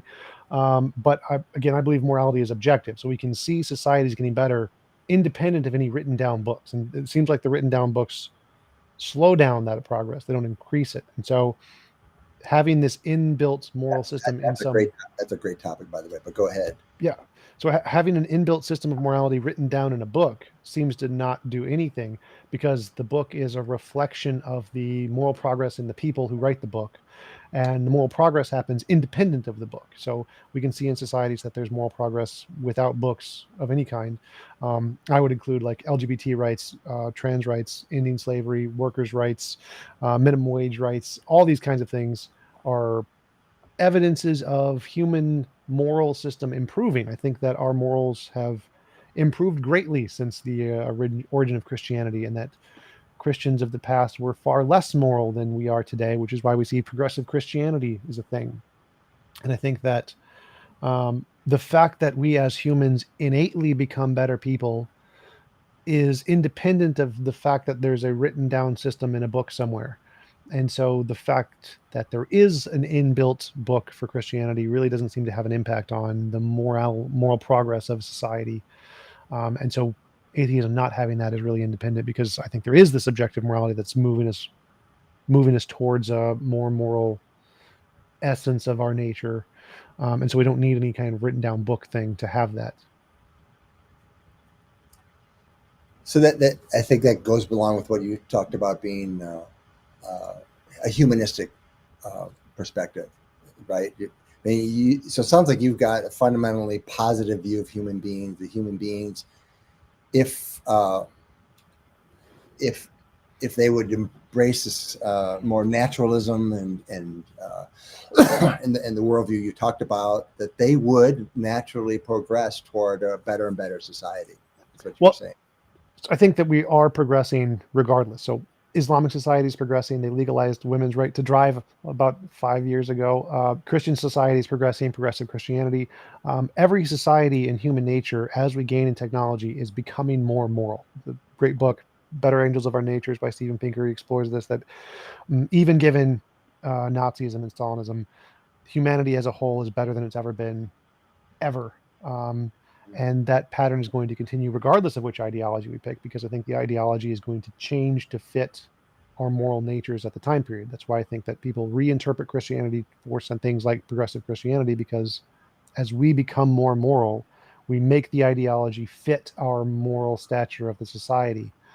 And so even if we stayed with Christianity, the world would still get better. I just think it'd get better faster if we were humanist. Now, it's an interesting hypothesis. I just look at the history of humanity, and I look at my own heart and mind and anybody I've ever known, and I don't see. I see right alongside my impulses to do good, I see impulses to do wrong, and they just exist side by side. And I think an unfettered humanity doesn't necessarily produce good. I think that's naive. For whatever progress we're making in society, we'd have to try to identify what are the causes of that, what's producing that, and I think there are multiple causes for that. But again, that would require some kind of a database research, massive database research, rather than just making assertions. Right. That's why Steven Pinker, Better Angels of Our Nature, he has all of that stuff. That's the Harvard guy, I think, isn't he? Yes. Yeah. Harvard or Stanford? It doesn't matter. I'm just trying to place him in the universe. Yeah. And so I have not read that book yet, and it sounds I'd be very interested to read that. But again, it doesn't. I'm skeptical. Not of his books. I haven't read his book, but I'm skeptical of overconfidence in human nature. I remember from my history days at the end of the 19th century. I mean, the Europeans thought they had it all figured out. We had this unity and this peace, the peace of and they figured out how to be mutually respectful of everybody in their kingdoms, and the whole thing blew up. And we had the First and then the Second World War, and it was the worst disasters in European history. So I think we need to be careful about naivete around human nature, and I think we need to be darn careful about how we go forward. And I'm more eclectic in my real thinking. I mean, in real practice, I mean. And so, as I already said, I value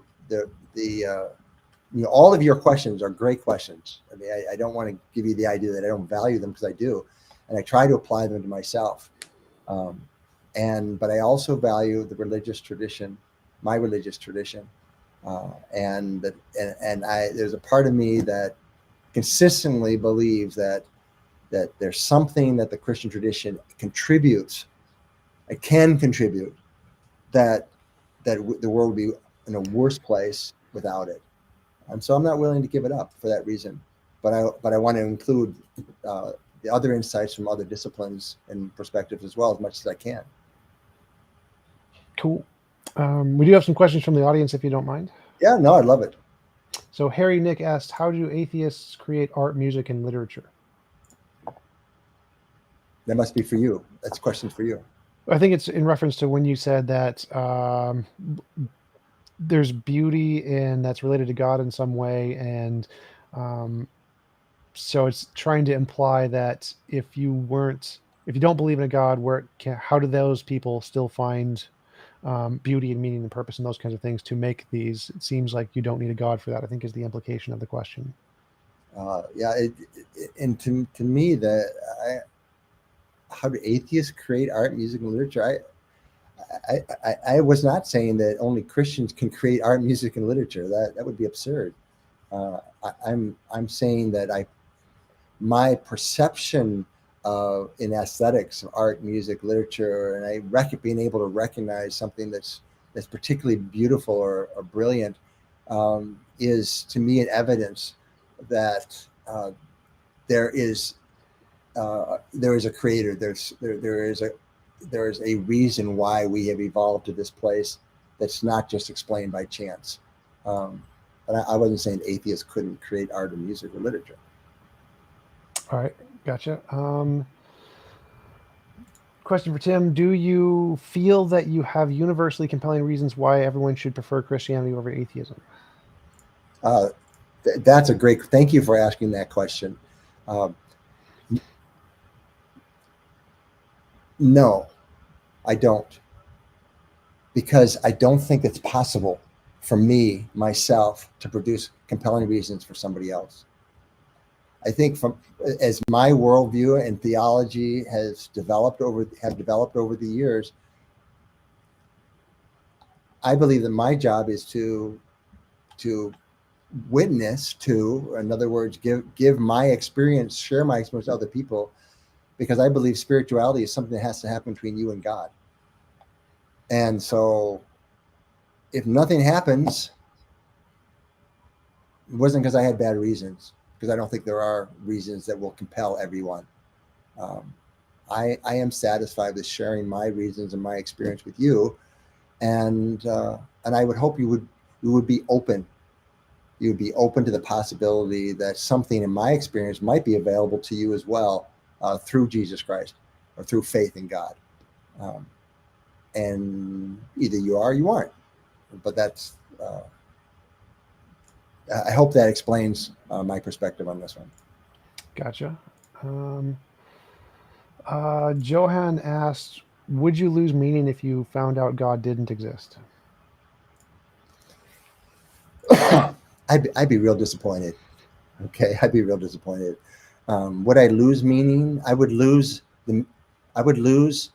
my understanding of meaning, the meaning that I have right now, because the purpose of life, as I said to you, is my summary is to know, love, and serve God by serving other people. So some of that would go away. What would I do? This is what I actually would advise people to do this when I'm counseling them. Is if you're not a religious person and you cannot imagine God, then I think you're best from an existential point of view. This is an existential point of view. Rather than going to nihilism, instead, create your own meaning. Try to find meaning that's not necessarily inherent in nature, because I don't think it's there. But you do have agency as a human being to imagine a better life for yourself and a better world, and give yourself to that. And I think you will find when you're doing that, you are going to you're going to need resources to be able to do it. You're not going to be able to do it all on your own. And so do what you can on your own, but then you're also going to need to find resources. Those are two parts of that answer. Gotcha. All right. If you had been born in Syria, would you be Muslim? So how real is Christian faith? That's a great question. I think, if I tried to answer that just statistically, the answer would be I'd be a Muslim now. It's just like if I were born in India, I'd be Hindu. If I were born in Southeast Asia, I'd be Buddhist. So that statistically that's right, but that phenomenon does not invalidate, in my opinion, my faith in God or my belief in the reality of God and the importance of of religion and religious faith.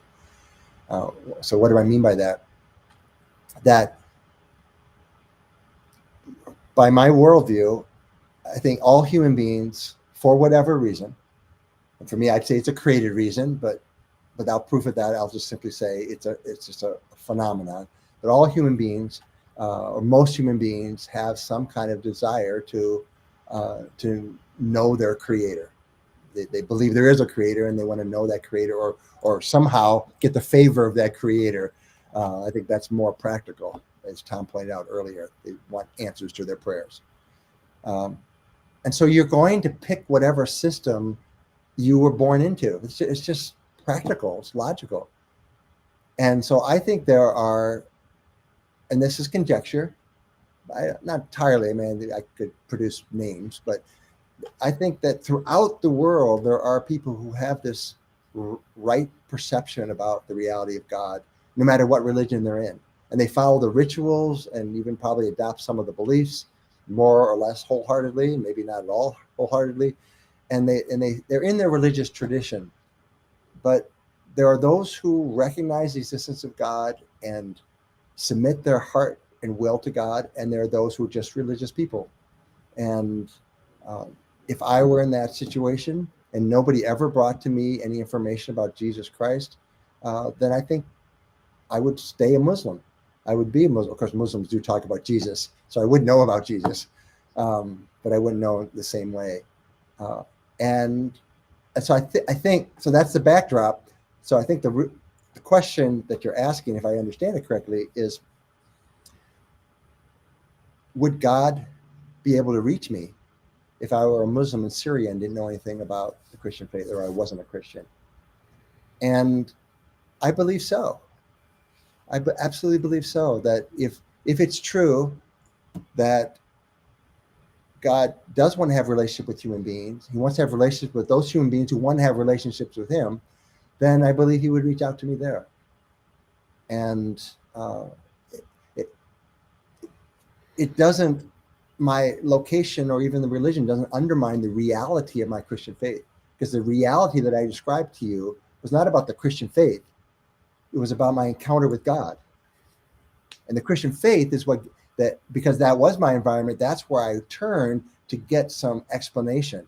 Well, who else has had an encounter with God? What does this encounter mean? How have other people interpreted it? How have my elders interpreted faith and the existence of God? And so Christianity is about taking on a cloak to further explain and amplify and give me direction for my faith. But it doesn't invalidate the reality of it, not based on where I am or how I had the experience. Gotcha. Thank you, Charles, for the super chat. Appreciate it. And didn't ask a question, though. Harry asked a question. If I'm just brain fizz, how can I create a sculpture that can move you emotionally? I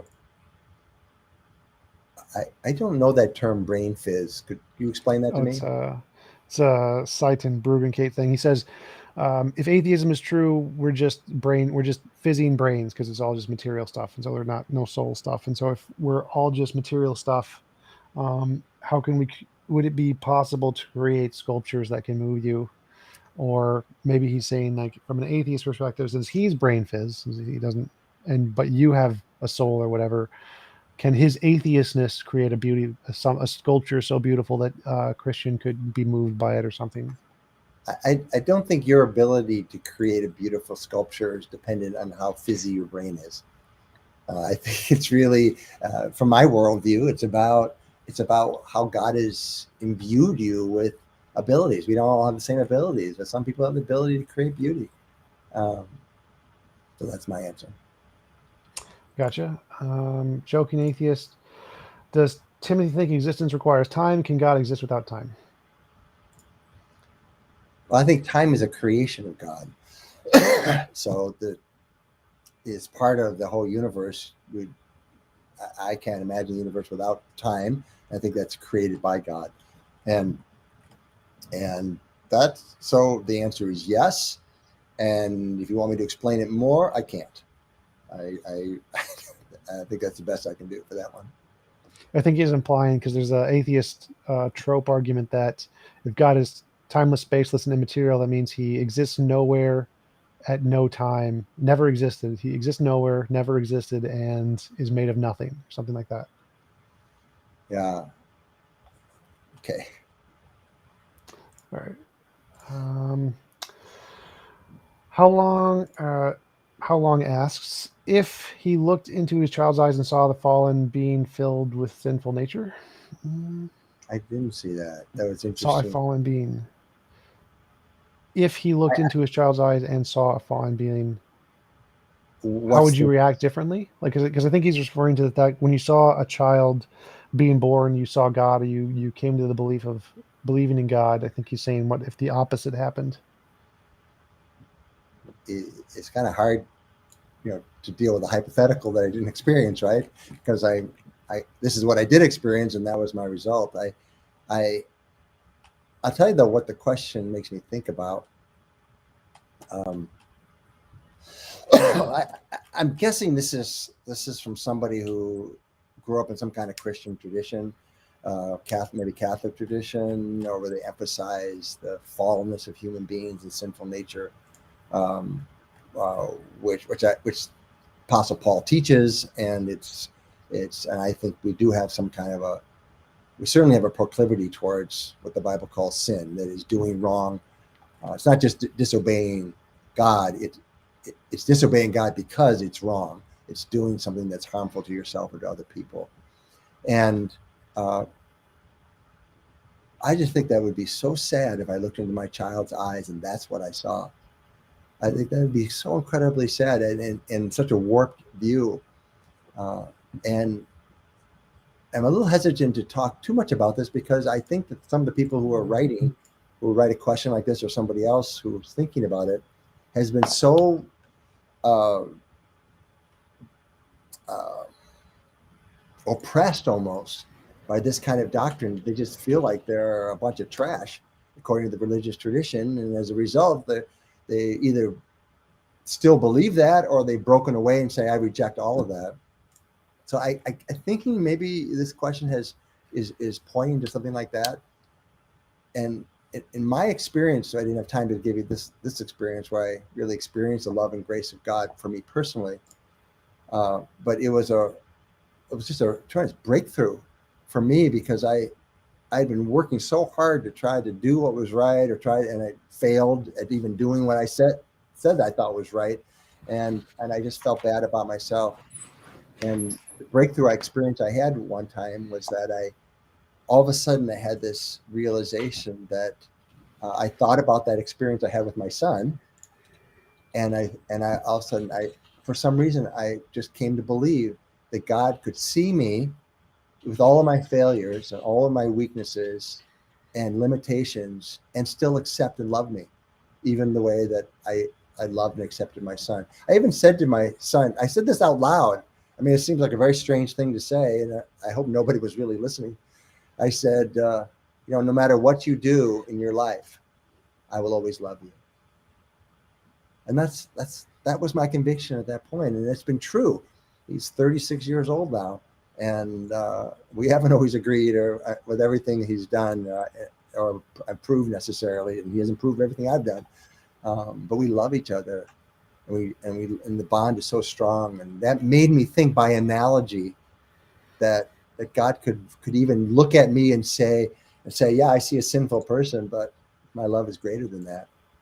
I accept this fallen person, and by my mercy and grace, I've done everything necessary to be in a loving relationship. So this person can be, and I do, meaning God views us as someone who's beloved and loved. Gotcha. Charles asked a question to go with a super chat, if I can find it. Uh-oh, did I not save it? He can put it back in if he wants. Oh, I found it. There it is. Is faith simply an answer you give when you don't have good reasons? If you have good reasons, is faith still required? Faith is simply an answer you give when you don't have good reasons. If you have good reasons, is faith still required?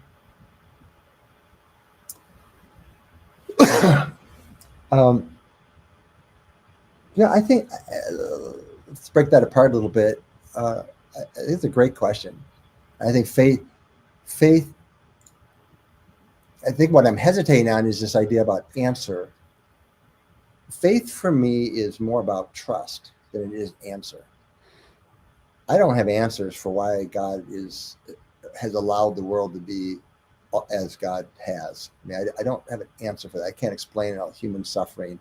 I can't. There are a lot of things that really trouble me about the world, and I don't have answers to that.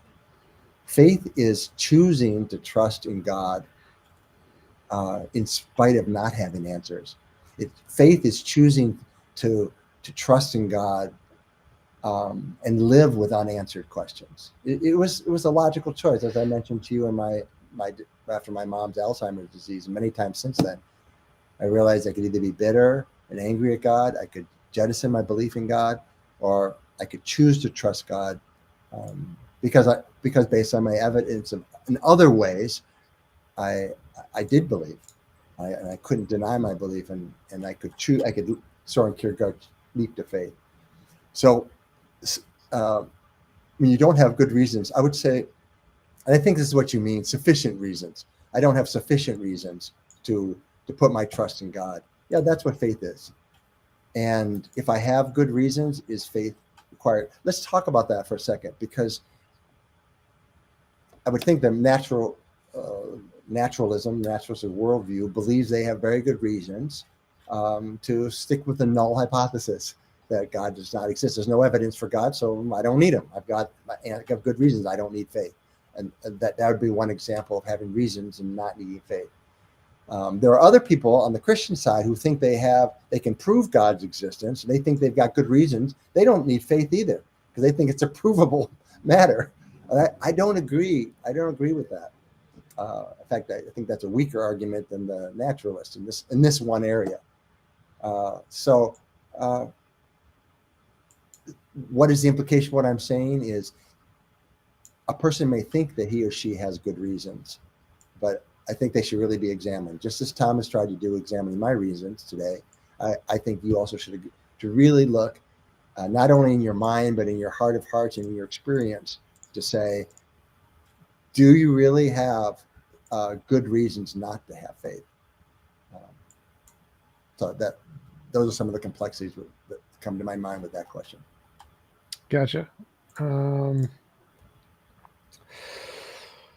Ask him if God he thinks it is good for human flourishing if a God decided to drown most people on Earth. This actually leads to a very, very important theological idea. One that for me, another reason, intellectual reason why I value Christianity versus atheism. Not that he drowned people. Don't jump to that conclusion. That's not what I'm saying. And this is it. That what Scripture teaches, I'm talking about the Hebrew Scriptures and Bible, Christian Bible, teach over and over again, is that humans are not at the center of the universe. God belongs at the center of the universe.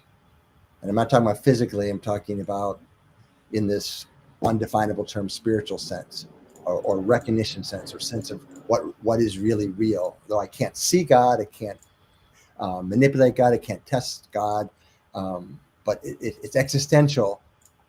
That once I make the shift from saying that God is there for me, if he doesn't answer my prayers, then God's bad, or God allows this bad thing to happen in the world, so God's bad. And everything's about us.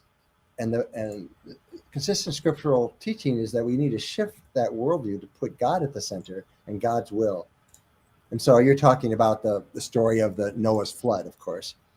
And according to the narrative, God destroyed the world because the people refused to acknowledge God. If God is a creator, that's not illogical at all. I mean, if God is a creator and God is good, I don't know why he doesn't wipe out the whole world in the first place. I mean, and I know that does a number on your head. My point is, because there's so many problems in the world, why not wipe out the world and start over again? Anyway, I'm not arguing that he should do that. I'm just saying that if God is the center and God will, recognizing his authority says, okay, if we do what is right, then we hope for and pray for, expect justice from God. But if we reject God and we refuse to believe in God, refuse to submit ourselves to God, then we're on our own. And I think God can still be good and still decide that, all right, that's not why I created them. I'm going to start over. Gotcha. Don't take that to mean that I'm indifferent to the suffering of the world. Okay, that's not at all. I think you know that that's not at all what I'm saying. Related question: how many people do you think God has killed, commanded to be killed, and what do you say to that? How many people God has commanded to be killed or killed himself? Okay, let's just take a naturalistic worldview here for a moment. What do human beings do who are alive? What do they eventually do? They die. They die. All human beings die. And so if we're going to just examine strictly based on the evidence of what happens in humanity, there are births and deaths all the time. I don't, Tom, you would know the answer to this question better than I would, but how many species have gone extinct over the years? If God 99% of them. Yeah, 99%. So that, from a naturalistic point of view, you should. I want to ask you, why are you concerned about who dies? Because that's what everybody does. It's only a matter of time before everything is extinct. And so we think it's immoral. We think nothing should die. We think if there was a moral being, or if we had control of our feelings, we'd just stop all death. Yeah. So that would, I recognize that as your desire, but for me, if I'm going to derive a moral basis based on what is, not what I want it to be, in nature, all I see is death. I see the life and death, life and death, life and death, life and death, and it seems like that is the natural order. And so I have to have some compelling reason to step outside of that. Well, why not just say, yeah, that's what we do. We have some insects that live one day, some that live a week, some that live a year, and human beings get to live 60, 70, 80 years. So we get a little bit longer lifespan, but we're all going to die. And so if that's the nature of things, then I'm not surprised that people would die. And I'm not surprised that God would allow somebody to die, because they're going to die anyway. So if in the billions and billions of years, somebody dies at 22 instead of at 82, I can't even measure how small that is in the course of all of history. They're still dying. And so that's the first thing to take off the table, is our outrage that somebody would die. But I think the second thing is we need to ask, well, if God really is behind any of like premature killings, why would he do that? And I think I already gave you the answer about what the text says in Genesis about their rebelling against God, and God punished them for that. But there are many situations I cannot possibly answer. And that's what, as you, I'm sure, well aware of, that's called the theodicy question. It's how do we explain, is God really just? Is God really good, given all of this? And that's a fair question. But I don't have an answer for that. And so I can only assume that to me, there are two major options.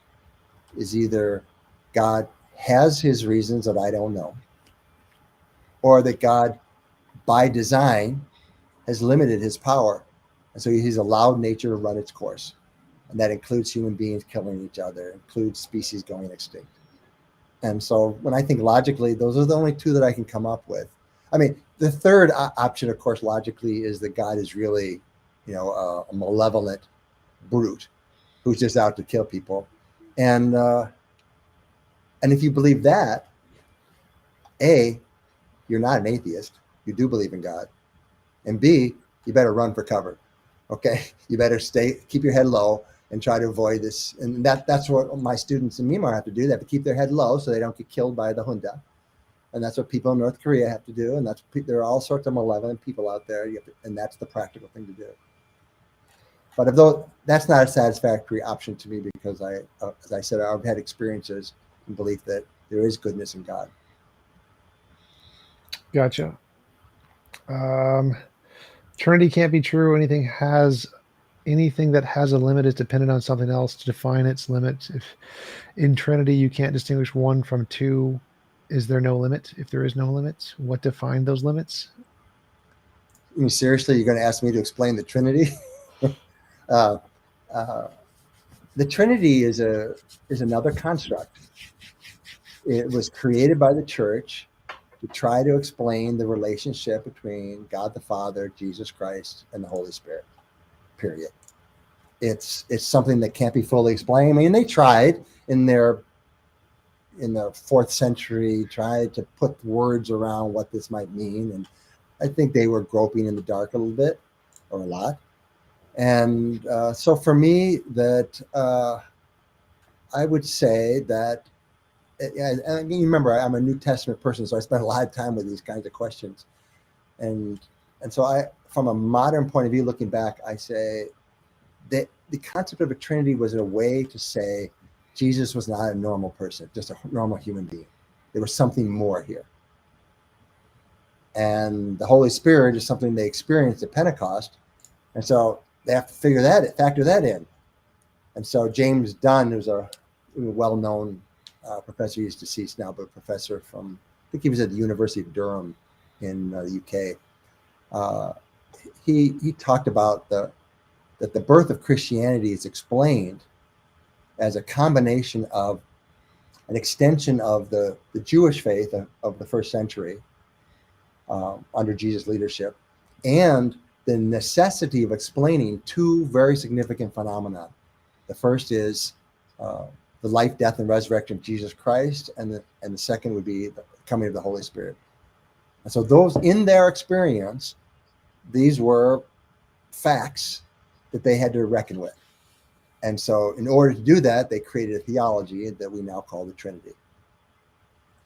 But don't ask me to logically try to put all the pieces together.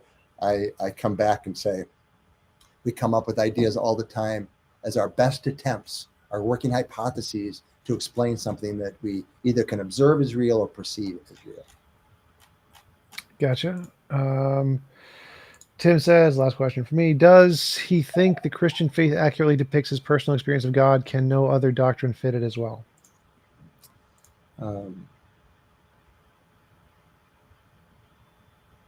Just rereading the question.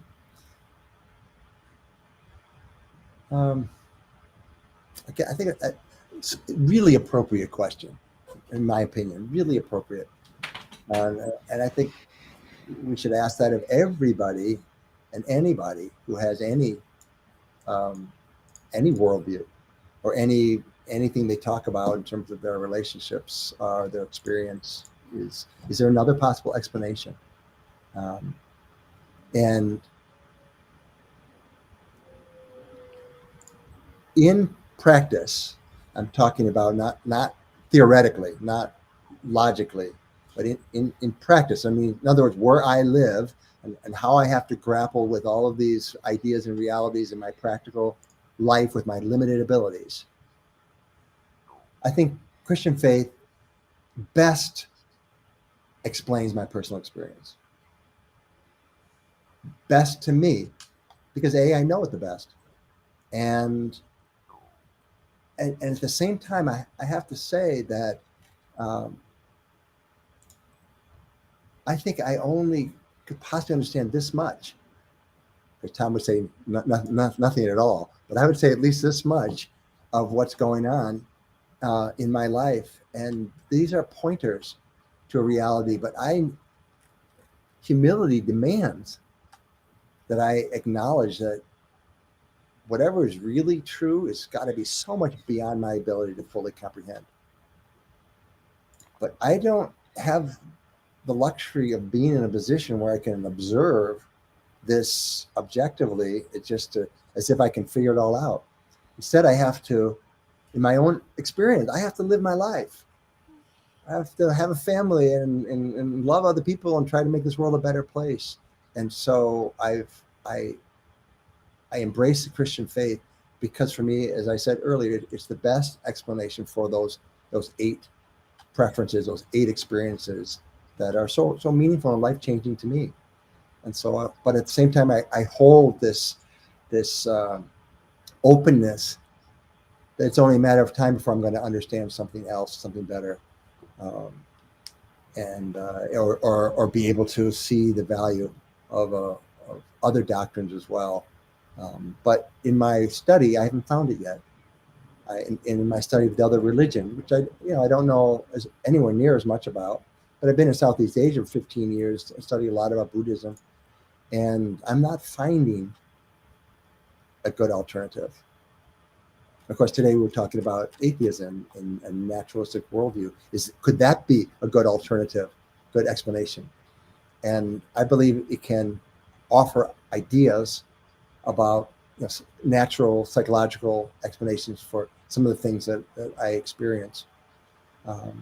But at this point, I'm not convinced that they are comprehensive. And I am convinced, use the word convinced. I do believe that there is something more, and that something more is worth seeking and pursuing the rest of my life. Awesome. Well, we've been going for about 2.5 hours, so long conversation. We really appreciate you coming on. It was a great conversation. Do you want to give any links or references where people can find out more about your work? Well, they can certainly go to fhlglobal.org. fhlglobal.org. That's my ministry website, but there are resources there in English and some in other languages as well. My books are listed there. The book that's probably most connected to our topic for today is one that I published 2 years ago called "What We Can Expect from God Now: 7 Spiritual Truths of Trusting God in Troubled Times." And I think you'll appreciate the context for writing this book, because when COVID hit, I had on one side, just very sincere Christians who were just convinced that God was going to stop this COVID virus immediately. And they were praying and asking God to do this. And there was even one popular minister in Myanmar who would defy the laws of gathering people. Who got up and said, I'm a believer in Jesus. And so this virus can't cure me. This virus can't infect me. Well, naturally, he got infected and went to the hospital. And so there was part of me that said, wait, how can we address these false expectations that God's going to do something special here that he hasn't done in the Black Plague and many other things? And on the other extreme, I have my other friends who are more atheists saying, what are you talking about? God's not going to do anything. That's just make-believe. If you spend one moment thinking that God might do something, you're crazy. You're wasting your time. And so I thought, okay, I've got these two extremes on both sides of me. And so what I did was I decided to look into scripture. It wasn't brand new, but I took something I'd written earlier and amplified it. And it was my way of coming up with some appropriate biblical expectations for how does God work in the midst of suffering. And from a Christian point of view, what should we expect? What should be our attitude? What couldn't we hope for? And how does God work when he doesn't work when these two extremes are not good explanations or adequate for giving us guidance going forward? So that's that one book that I think that, and that you can get that on Amazon as well as find on my website. Awesome. Thanks again for coming on. Really appreciate it. And I hope you have a wonderful rest of your day. Yeah, Tom, thanks. Thanks for inviting me. I really appreciate it. And I really appreciate your questions and all the questions from all the listeners. It was very meaningful to me. So take care. Absolutely. Thanks again. And I'll talk to you later.